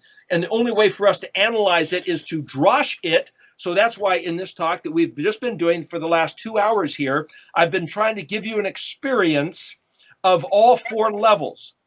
Reading the surface, realizing that there's allegories, metaphors, parables woven into it, and then droshing, tying together stuff in Micah, in Jeremiah, in Daniel, in Deuteronomy, in the Exodus with Pharaoh. And we're droshing, we're searching, we're looking all over Scripture and finding parallel narratives, parallel themes, and then looking at the letters and going, this is where Yahweh's foundation, this is his Psalmic Vav Dalet, the structure, the skeleton of the Mashiach that Yeshua claimed to be the Dalet, the poor, weak. Okay, the skeleton looks weak. It looks impoverished. It looks like it's wimpy. It's nothing.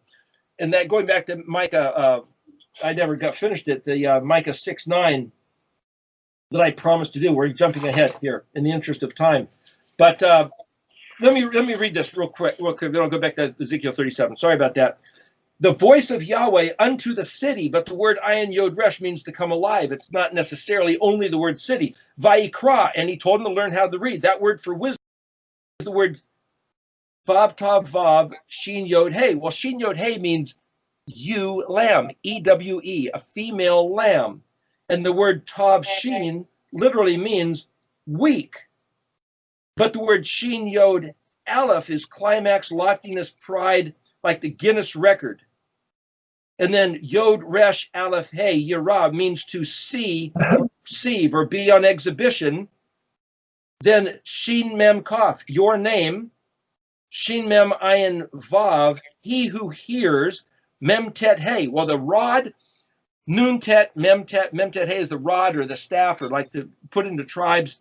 Vav Mem Yod, and who Yod Ayin Dalet Hey, he has witness, or he bears witness. So briefly, I'm going to put this all together. I just, in the interest of time, going through that kind of quickly for this, just to have the words out there. The voice of Yahweh going forth, stirring up, sounding the awakening call, bringing to birth. That's like what's happening right now. Right now, with this video, we are trying to get people's attention to incite them to the activity to learn how to read the Hebrew and to regard the Torah of Yahweh. Sending out invitation to learn to read Hebrew. That's the word ikra. It's the fourth word, the kol, the voice of Yahweh, unto the city, waking up the people unto the activity of learning to read Hebrew. And then this word that's translated wisdom, vav tav, vav shin, yod hey. It's the climax, the epitome of existence, reality, substance, actual possession. You can have all kinds of possessions in this life, fame, fortune, everything that goes with it, money, experience, but it's all temporary. What you gain from learning this Hebrew language of being the people of Israel is actual experience, and that's the word spelled Yod Shin. It's the actual thing to possess that'll endure beyond the grave.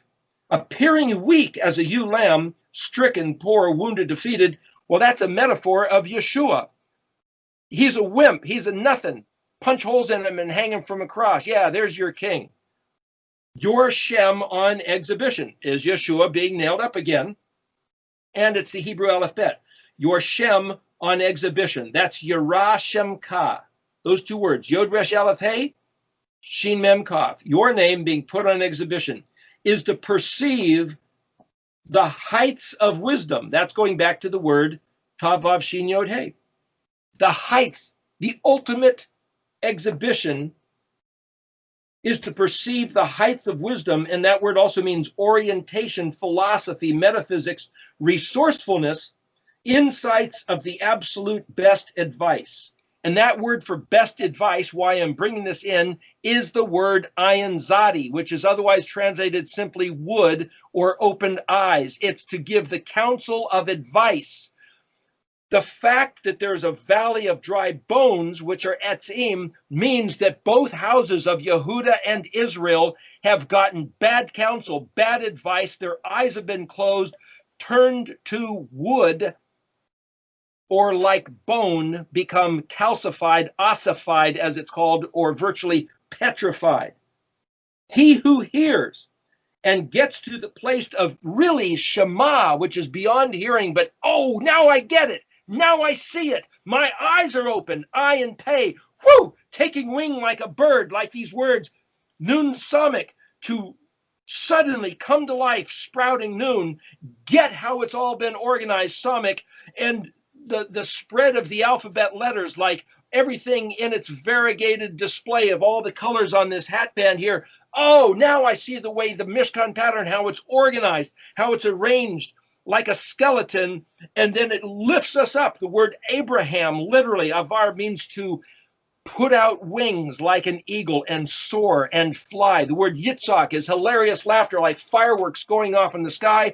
And the word for Yaakov means to jump up into the third, to cube, to put into the third dimension. So for Elohim to say he's the Elohim of Abraham, the Elohim of Yitzhak, the Elohim of Abraham, we read in English, I'm the God of Abraham, the God of Isaac, and the God of Jacob.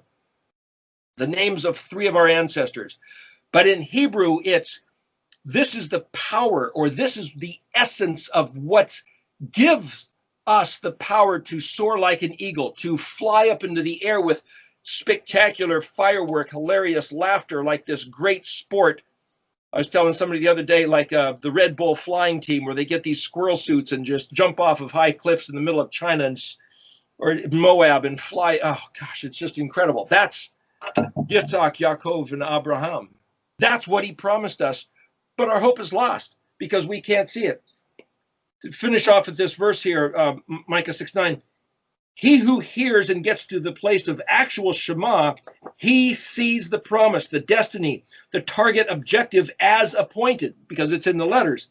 The designated mission of Mashiach and of Adam and of Israel, it's the 22-letter sequence. That is showing us the objective, the mission objective of the Mashiach of Israel, Yeshua. Its worth is self-contained, expressed from within. That's the word Yod, Ayin, Dalet, Hey. The Ayin, Dalet, the witness and testimony, is within the other two letters of the Yod prefix and the Hey suffix. The valuable treasure, that's Ayin, Dalet, Yod, Edi, is that my place, okay, now I'm looking at the word Mem, Yod. Mem, Yod, literally it just means who, W-H-O. But the mem is a pool that the Nun lives in and jumps out of. The fish jumps out of the pool. The baby, the Nun, is birthed out of the mem. So Yahuwah has put himself in the mem. His place, the mem of Yahweh, is the aleph bet letters, is the covenant with Israel, is the Mashiach. When we study this Hebrew alphabet and look at the meanings of those words, we are pulling the Nun out of the mem and finding Yahuwah. The valuable treasure is that my place, Mem Yod, is attested to, Ayin, Dalet, Hey, Vav, and can be seen as a wing outstretched. That's Samik, Ayin, Pei, on display. That's the word Ayin, Resh, Kaf, Erictology, to put it on display as it's all organized. Feathers in array. He bejewels himself. To be bejeweled is Ayin, Dalet, Hey. He will bejewel himself. Yod, Ayin, Dalet, Hey, the last word of Micah 6:9. Who is inclined, that's Mem, Tet, Hey, to be of this tribe, Mem, Tet, Hey. To be of what tribe? Any of the 12 tribes of Israel. So now, let me prove this by going back to Ezekiel 37. Set me down in the midst of the valley, and the valley was, and it was filled with bones. Okay, remember, bones means closed up, hard as stone. The word valley, baka, literally means to open up, like you discover something. He passed over me all around and around. He passed me over them all around and around. It's almost like the mind's eye is like this little drone aircraft flying around the valley looking at all these bones. And behold, they were very numerous upon the face of the valley, and behold, they were very dry. Well, that word dry is Yod, Bet, Shin, Vav, Tav. Okay. The word bash is where we in English get the word bashful. Bash literally means dried out, which means your hope is lost. Then he said to me, Son of man, can these bones come to life? And I said, Adonai Elohim, you know. And he said to me, prophesy over these bones. Say to them, O dry bones, hear the word of Yahweh. Shema Dabar Yahweh. Thus said Adonai to these bones, behold, I bring a spirit to you. Now that word spirit is ruach, but the word ruach also means disposition, mind, courage, breath, and profitability. So now we're reading the Peshat level. I'm going to tell you the allegorical. Based on what he's saying here, this is the whole house of Israel. And he's saying, your family history is all dried out. And like Ezekiel 36, it was right before this, we're reading in 37, you have no hope. You look at history and go, we don't even know if the stories of Yahweh rescuing his people, saving them from Egypt and going across the Sea of Reeds, we don't even know if it's true. It's just all fake stories. Like, we can talk about Daniel Boone and George Washington, and they're just stories, whatever. Goldilocks and the Three Bears, Three Little Pigs, whatever. It's like, no, wait a minute. Is this stuff? I don't know. We don't know. It's like Tovia in the story Fiddlers on the Roof. Yeah, we know we're God's chosen people, but could you please choose somebody else for a while? Why? Because all we have is dried up, no hope, and we know we're just sheep to the slaughter. We're doomed. That's what this is saying. Okay. He said to me, prophesy over these bones, say to them, O dry bones, Shema Deber Yahweh. Thus said Adonai Yahweh to these bones, behold, I bring a spirit on you, and you will come to life. When Yahweh says you will come to life, just like he said Yehi Or and Yehi Or, let there be life, and poof, there was light back in Genesis 1. When he says, I will bring a spirit unto you, and you will come to life, that is an absolute. Yahweh said numerous times, I am the one who says something and it happens. That's Aleph Tav. So as I've planned, so it shall be. As I've declared, so it shall come to pass. The word goes out of my mouth, it will happen, it won't return void. Aleph will Tav, period. So the Sod level of understanding the Hebrew alphabet is what Yahweh Alephs will Tav, period. You better count on it, or else you're not his people and you will miss out on whatever the advantages are. If he told Noah, build a boat because I'm going to send rain and then flood the world, Noah built a boat. He counted on it, even though there'd never been any rain.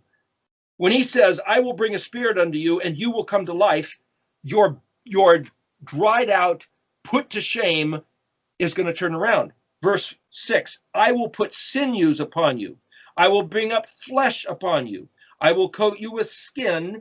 Then I will put a spirit into you and you will come to life. Then you will know that I am Yahweh. Well, this is a phrase, then you'll know that I am Yahweh, that he says quite a few times. It reminds me, now we're droshing, where Moshe said, Yahweh said, you're going to come back to, I'm going to get you guys out of Egypt. Release slavery. You've been there for hundreds of years. You're going to come out of Egypt and come to this mountain and worship me here. And Moshe said, well, could you please give me some kind of a sign as a proof? And Yahweh says, yeah, the sign is you're going to come back and stand on this mountain and worship me here. And that's the proof that what I told you is true. What do you mean you want a sign? Here, pick up a feather off the ground and stick it in your hat. That'll remind you. Here, wear a zitziot. It'll fly, and that'll remind you that the words I said, and you tell yourself, Yahweh said so, and I choose to believe it. Okay. Then you'll know that I am Yahweh. Oh, that I am Yahweh, that I am God, that I am Hashem, that I am the Lord. No, what does the word Yahweh mean? Yod, He, Vav, He. Yod, the prefix letter that means he will, and He, Vav, He literally is the verb that means to exist. Our Elohim gave himself the name Ehyeh, I am that I am, or I will be what I will be. But Yahweh means he will cause it to be so. He will make it exist. And when he says something, he says, you don't have to know how, you don't need to know when or why, but what I said will exist. I'm going to make it exist. That's the name Yod He Vav He. He will cause it to exist as he declared it to be. If he said it, it's going to happen, period.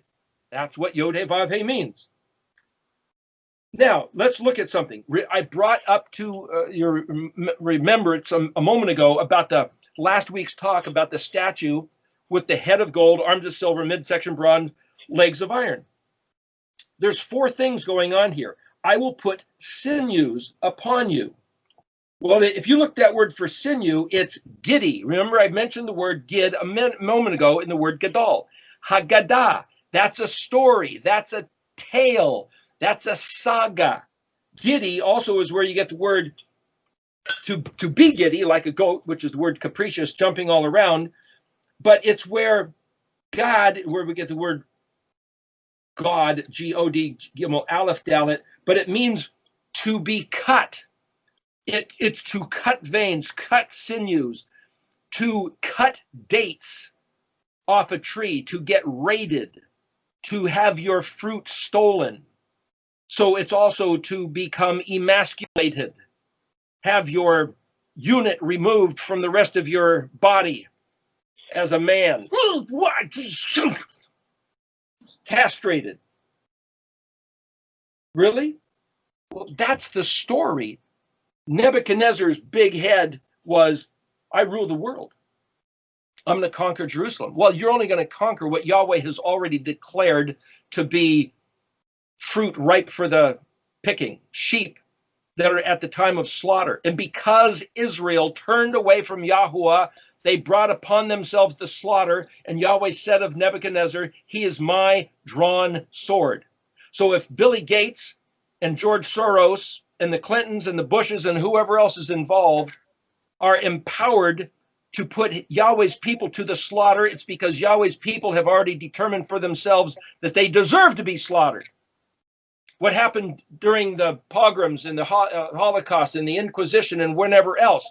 But the way for us to turn the tables is to turn our hearts back to Yahuwah and his language and his name and his Torah, his day, his Moedim. Those are the elements he gave us. We have nothing but his name, Yahuwah. And his name is found not in just those 4 letters, but in all 22 letters. To learn Hebrew and drosh it. Find the allegorical remez of each letter. Read the surface narrative of his word and realize that in the surface narrative is the sod of Yahweh's identity and what he has planned for his people. That's the sod level. If we do this, it is the one and only antidote to the vaccine, the one and only antidote to our stupid, evil ways for the past at least 3,000 years since the days of David. The only thing he's given us is his name. And it's not just how do you pronounce the magical 4 letters. It's knowing what each of the 22 letters represents and that it's carried in the Moedim. Those are they which Ayin Dalet bear witness and testimony of his identity by which he has bejeweled himself. Ayin Dalet Yod. The sinew is the giddy, which is the story. Then if you look at the next word for I put flesh, that's the word basar, which is also the gospel. The gospel of Jesus Christ, the story, the basar, is the good news. The word gospel, good news, is the exact same word as flesh. If you look at the letter ayin is drawn as a circle with a dot, an eyeball with a pupil. The pupil is the same as the picture of a fruit with a seed. The flesh is the body around the seed. To understand what these letters mean, the essence, like I mentioned before, the essential oil of each letter is like the seed. It's the DNA. It carries the identity of Yahuwah, but the body is the story around it, the shape of the letters, everything that builds upon that DNA, the flesh around the seed of that fruit is all this stuff that we're talking about, trying to analyze the language and read the words and know how to spell words. The basar is the good news of realizing that the infidel Yeshua, that the Jews refuse to acknowledge, is the Mashiach, is the Mem Shin Yod Het, which is the actual language in human form who came to walk on the face of this earth and show us how it's done, show us what it means, and be the propitiation of our sins. Read Isaiah 53. He came here to suffer what we should have suffered in order to cleanse us so that we could find favor. That's the word spelled chet, tet, yod. My sin offering, because of my stupid sin, my evil, so that I could be cleansed and find favor favor with Elohim. He took upon himself my guilt. That's the definition of a sin offering. That is the spelling of the word in Hebrew, chet, tet, yod. 3 letters in their natural sequence, numbers 8, 9, and 10. My sin offering. I incurred guilt, so my sin offering incurs my guilt for me so that I can be cleansed and find favor. Het, tet, yod. That's the good news. That's the basar. So here, that's the arms, the strength, the economy of the kingdom of this. Wow. To understand this. And I'm saying, if you take these 4 things, the sinews, the flesh, the word skin is ayin vav resh. That's the same root word as the word for city, which is to become lively and invigorated and to be vigilant. Ayin resh. The vav or the yod in between, it's the same 2 words of ayin resh kaf, as in erectology. To all of a sudden go, oh, wow, I get it, and to become enthusiastic, to become invigorated, and to take these things to heart. To have the eyeball opened unto the resh status, the risen Savior, Israel coming out of the grave, to be the people of Yahweh as he always intended us for to be, unto eternity. Because remember, resh is on the other side of the kuf. Yeshua came out of the grave opened, pei zadi. He ascended up, kumi, kuf, unto the resh status. That's the butterfly taking wing. Kuf is to rise up and expand into the infinite, eternal, beyond the scope. That's the olam. The hidden, unseen time is on the other side of the grave opening. I'm showing you the various metaphors. I'm showing you the very remezes. And I will put a spirit within you. That's the ruach. So I'm saying the same 4 things that the statue held as precious metals, gold, silver, bronze, iron, they can't do us any good. They're earthly treasures. But these things, I will put sinews upon you, flesh upon you, skin. So he says, I'm going to tell you the story. I'm going to give you the good news, and I'm going to wake you up with vigilance, and then put a ruach chayim, chayitam. I will put within you a living ruach, and you will know that I am Yahweh.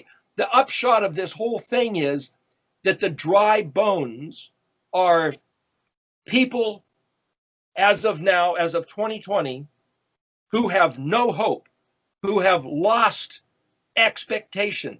And if you go back, and we're running out of time, it's already a pretty long video. If we go back to stuff in Micah 6 and 7 and 4, it talks about got no hope. The hope is dried up, no expectation. That word kuf is the fact, to go back and realize when Yeshua came out of the grave, that gave us all hope. What he said was true. He is a certain special person that all the Jews have lied about and saying he's nobody, he's an infidel, he's burning in hell right now. Sorry, not true. He rose from the grave. You can't prove that. Well, I can prove it by saying he's the guy. When Pilate said, behold this man, that's Hevav Zion. Who? Which one? He came in disguise at Bet Gimel Dalet. Where did he come from? Even Nicodemus said, we know you came from Elohim because nobody can do the things you do. He came from the Aleph, born of a virgin, of Betula, that's in the Bet form as an embryo, Gimel Dalet as our fortunate good luck, Gimel Dalet as a hay, beholding to man, showing man as a man, the door back to the Gimling, back to the house of the Father, so that, hey, look, he was put into the tomb, and yet he came back out, showing that within the Torah, the Kaf Lamed is all the capacity and power to prevail and contain it all, blowing through the being put to shame of the Kaf Lamed Mem, so that we can put out this wing and seeing the display of all these letters and these words and take hope, just like he said this is going to happen, just like he said. And so what it means is you take the closed eyes of Yehuda, the Etz Yehuda, the one stick of Yehuda. What is Yehuda holding on to? The Torah. What is Joseph holding on to? Oh, the story of Mashiach. And make them one in your hand. That goes back to the picture, the metaphor of Daniel 12, Ayin Dalet Ayin Tav. You must comprehend and believe the story that Yeshua came down here and he says, nobody's doing this to me. I'm doing this of my own hand. That's the yod that held him in the tomb after the Het Tet. Don't blame it on the Romans. Don't blame it on the Jews. Yeshua said, no man takes my life. I'm doing this. That's Aleph through Yod. So for the Jews to say, hey, it's going to compromise our faith if we allow our people to know about Yeshua. No, it won't. It'll bring it together. It'll bring the thing to fruition. Just like Aaron's rod that budded is a picture of the Zadi, Yeshua coming out of the grave. Israel, the 12 houses coming back together. That's the two sticks coming back together. And again, we can elaborate. There's so many more things in here, but again, we want to keep this video so that people actually look at it. Keep it to a restricted amount of time. It's already, where are we at? Like 2.5 hours. Yeah, no, it's a minute, hour and 50 minutes right now. Oh, okay. But and then I think Mark wanted to share something about Jeremiah as well. He had a word to just put out there. Go ahead, Mark. Okay, let me just get there. I turned away, but here in Jeremiah 31:31, it tells us that, well, it's best if I read it. It says, behold, the days come, says Yahweh, that I will make a new covenant. And the word new there is the same thing as for moon. So it's like renewed covenant with the house of Israel and with the house of Judah, not according to the covenant that I made with their fathers in that day. The day that I took them by the hand to bring them out of the land of Egypt, which my covenant they broke, although I was a husband unto them, says Yahweh Elohim. But this shall be the covenant that I will make with the house of Israel. After those days, says Yahweh Elohim, I will put my Torah, not the teaching of Christianity, not the teaching of Judaism, not the oral Torah. I will put my written Torah in their inward parts and write it on their hearts. And I will be their God, and they shall be my people.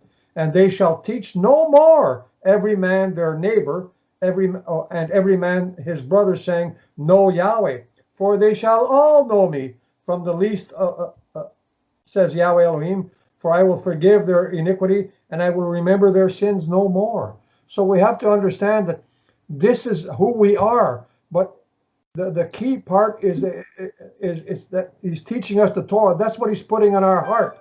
And the righteousness that is contained within the Torah tells us, for example, in Deuteronomy, let me just go there, 6:24 and 25, it says, this shall be our righteousness. Let me just get there. 6:24, 25. It says, and Yahweh commanded us to do all these statutes, of course, speaking of his Torah, to fear Yahweh Elohim for our good always, that he might preserve us alive as it is this day.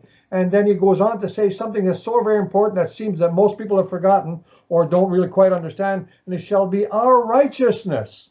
It will be our righteousness if we observe to do all these commandments before Yahweh Elohim as he has commanded us. And of course, the commandments is speaking of the Torah.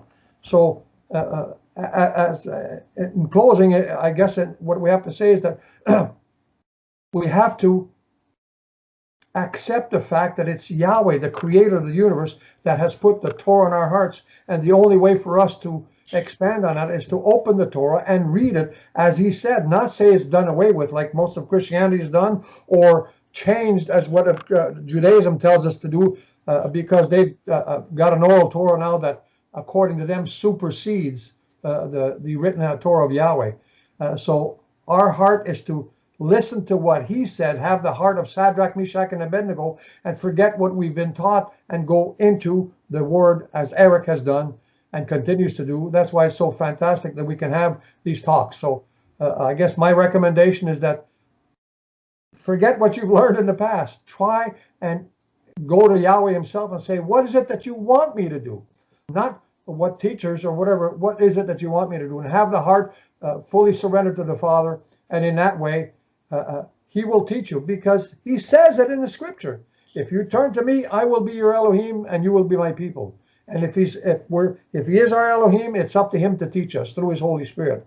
And that's what it says in Ezekiel 36, 26, 27. I will put my Torah upon your heart. And he says, I will write it upon your heart, and I will and I will put my spirit within you, which of course is his Holy Spirit, and I will cause you to walk out my Torah.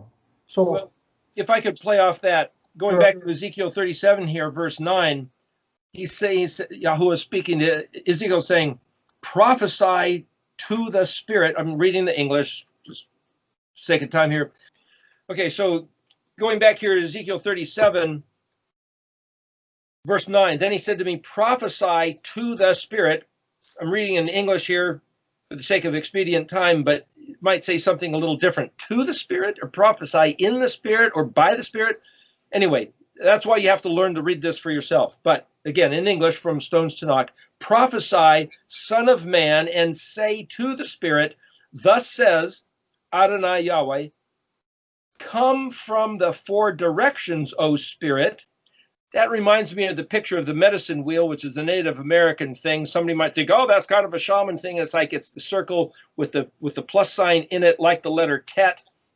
That's a whole different matter. But I'm saying that incorporated within some of this words is symbolism, and that's a picture of the letter Tet.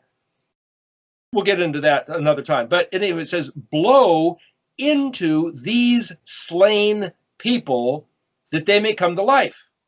Okay, again, you read the Peshat, the surface narrative. You picture in your mind, okay, here's a valley full of dry bones, and he speaks to the four winds. Okay, so winds are going to come from four different directions. What does that mean?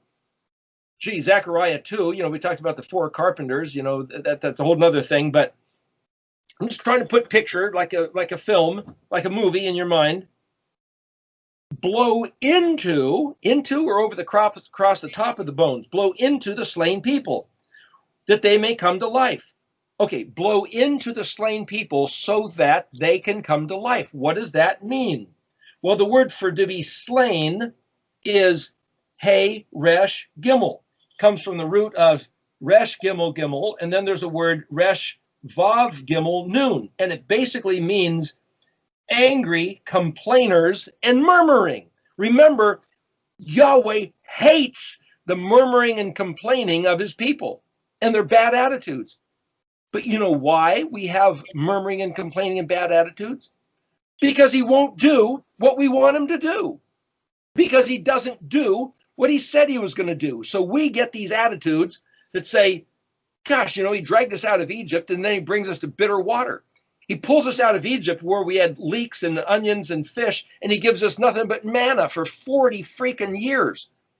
So we bitterly complain. And it's like, wait a minute, it's our perspective by which we complain. Again, you go to Micah 5 and Yahweh says, really, you got to complain? You go to Deuteronomy, was it 32, 33, Song of Moses? And you'll go to Nehemiah 9 and say, we have a complaint. It's us who betrayed him and corrupted the covenant. Daniel, I think Daniel 9 was also saying the same thing. It's Israel who is the cause of the problem, and every single time Yahweh did exactly what he said, which means figure out what he said. We can trust him. But he then goes on to say, I prophesied as I had been commanded, verse 10, and the Spirit entered them and they came to life. Just like he said. They stood upon their feet, a very, very great legion. And he said, now here he's trying to show the narrative, the Peshat is also, he's given the allegorical reading. The Remez, Son of Man, these bones, they are the whole house of Israel.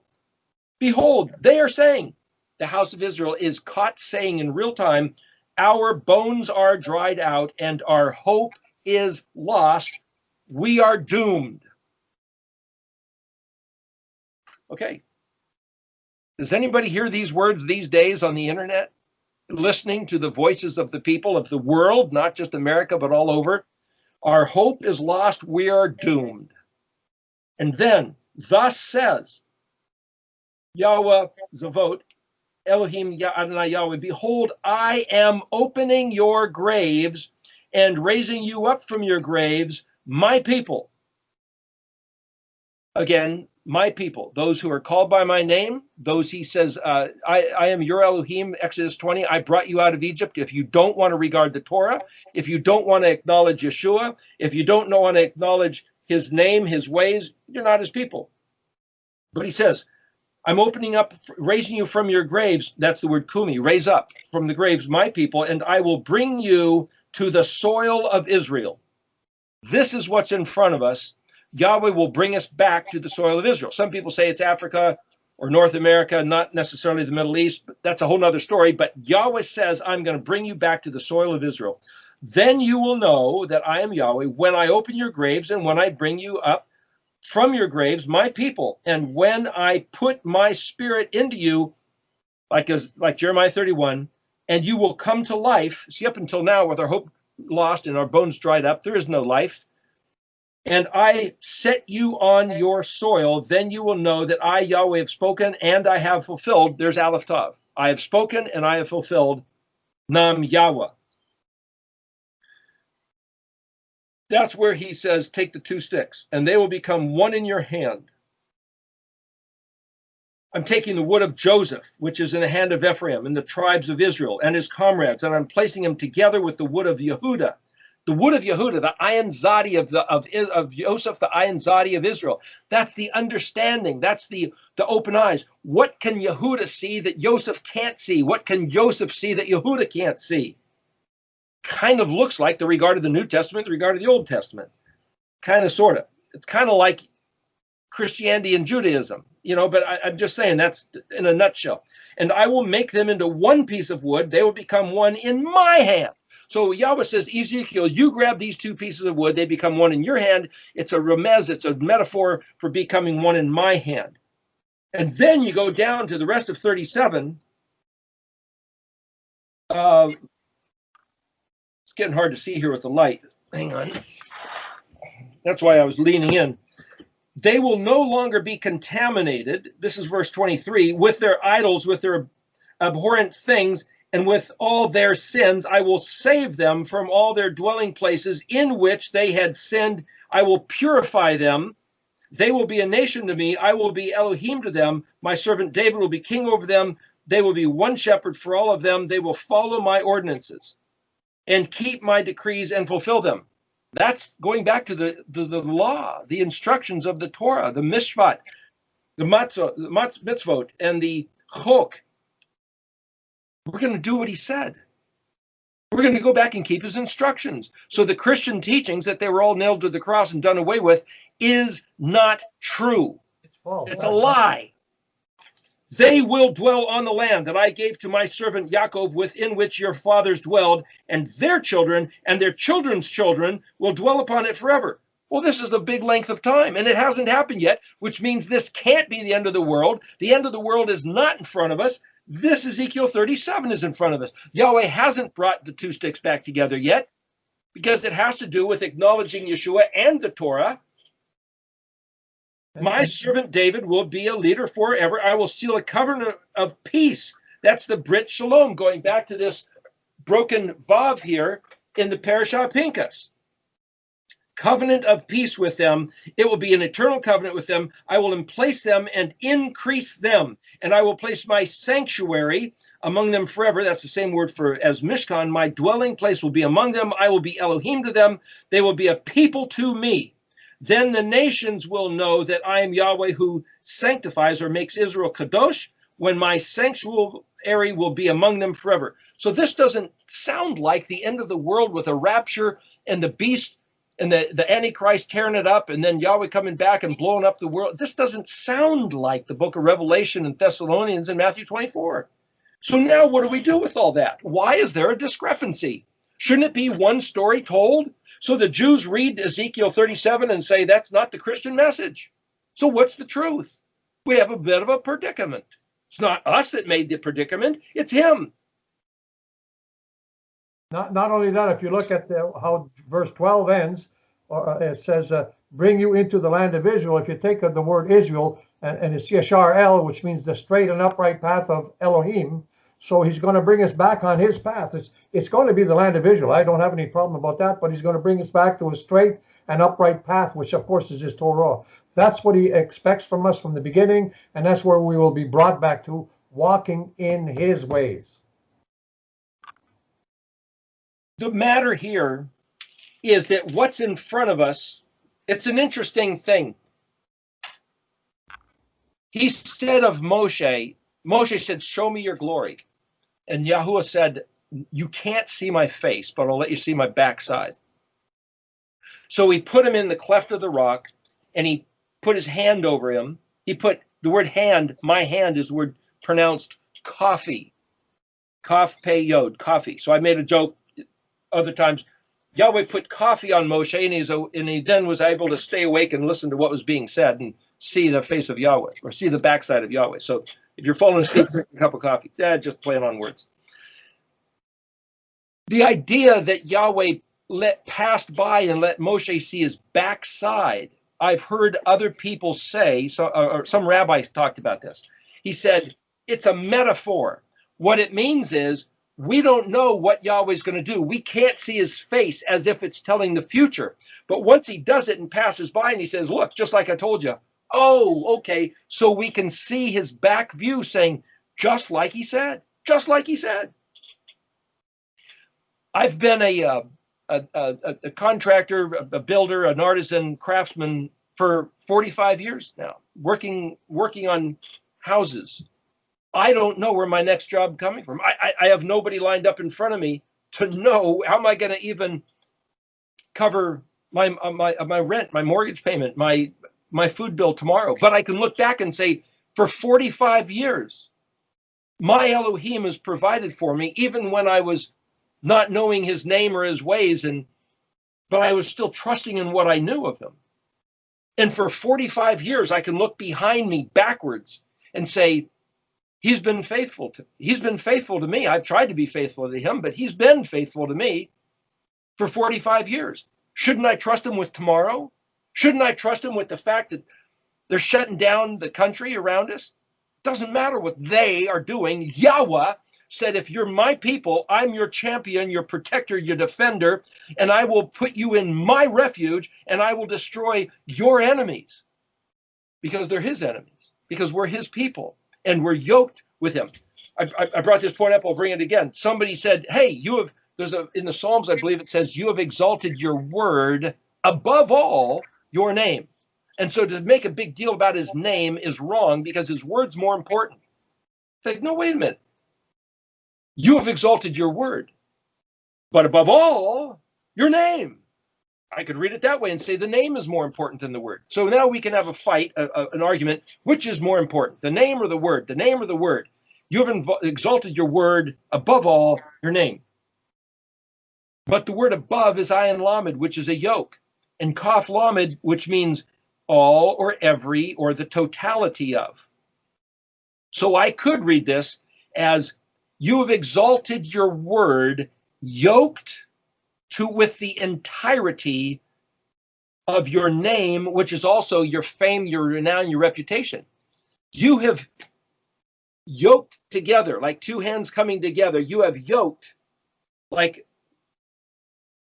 a yoke across your shoulders carrying two weights. You have yoked both your word and your name. As one. Your reputation is based on your word. If you said it, it's got to happen, because that's your identity. Your identity is when you say it, it happens. You're the guy who says it and it happens. It's the same. They're yoked. You can't separate the word from the name. And when he says, keep the Sabbath day, oh, you must serve Yahweh. If you worship Yahweh, oh, you must keep the Sabbath day. They're the same. The Moedim, the same testimony, the same word. It's not one above the other. It's all how you translate the word ayin lamed. I can sit here and go for a few more hours and show you details in the spelling of every word in Ezekiel 36 and 37 and Micah 5, 6, 7. Do it yourself. Learn how to pronounce the letters. Learn how to read every single word, every letter. You will have your eyes opened. You will have your brain sparked to life. I can only point the way and show you the path and show you, it's like, show you some videos of the trip, but it's not like being there. You know, I can show you a snapshot view of the ocean, but you got to get your feet in the sand and smell the ocean water with the breeze and get some seaweed between your toes. You got to go to the ocean. I can just show you a photograph and tell you some stories. Learn Ivrit. Amen. Hey, Eric, thanks again for spending some time. Good to see you, Mark.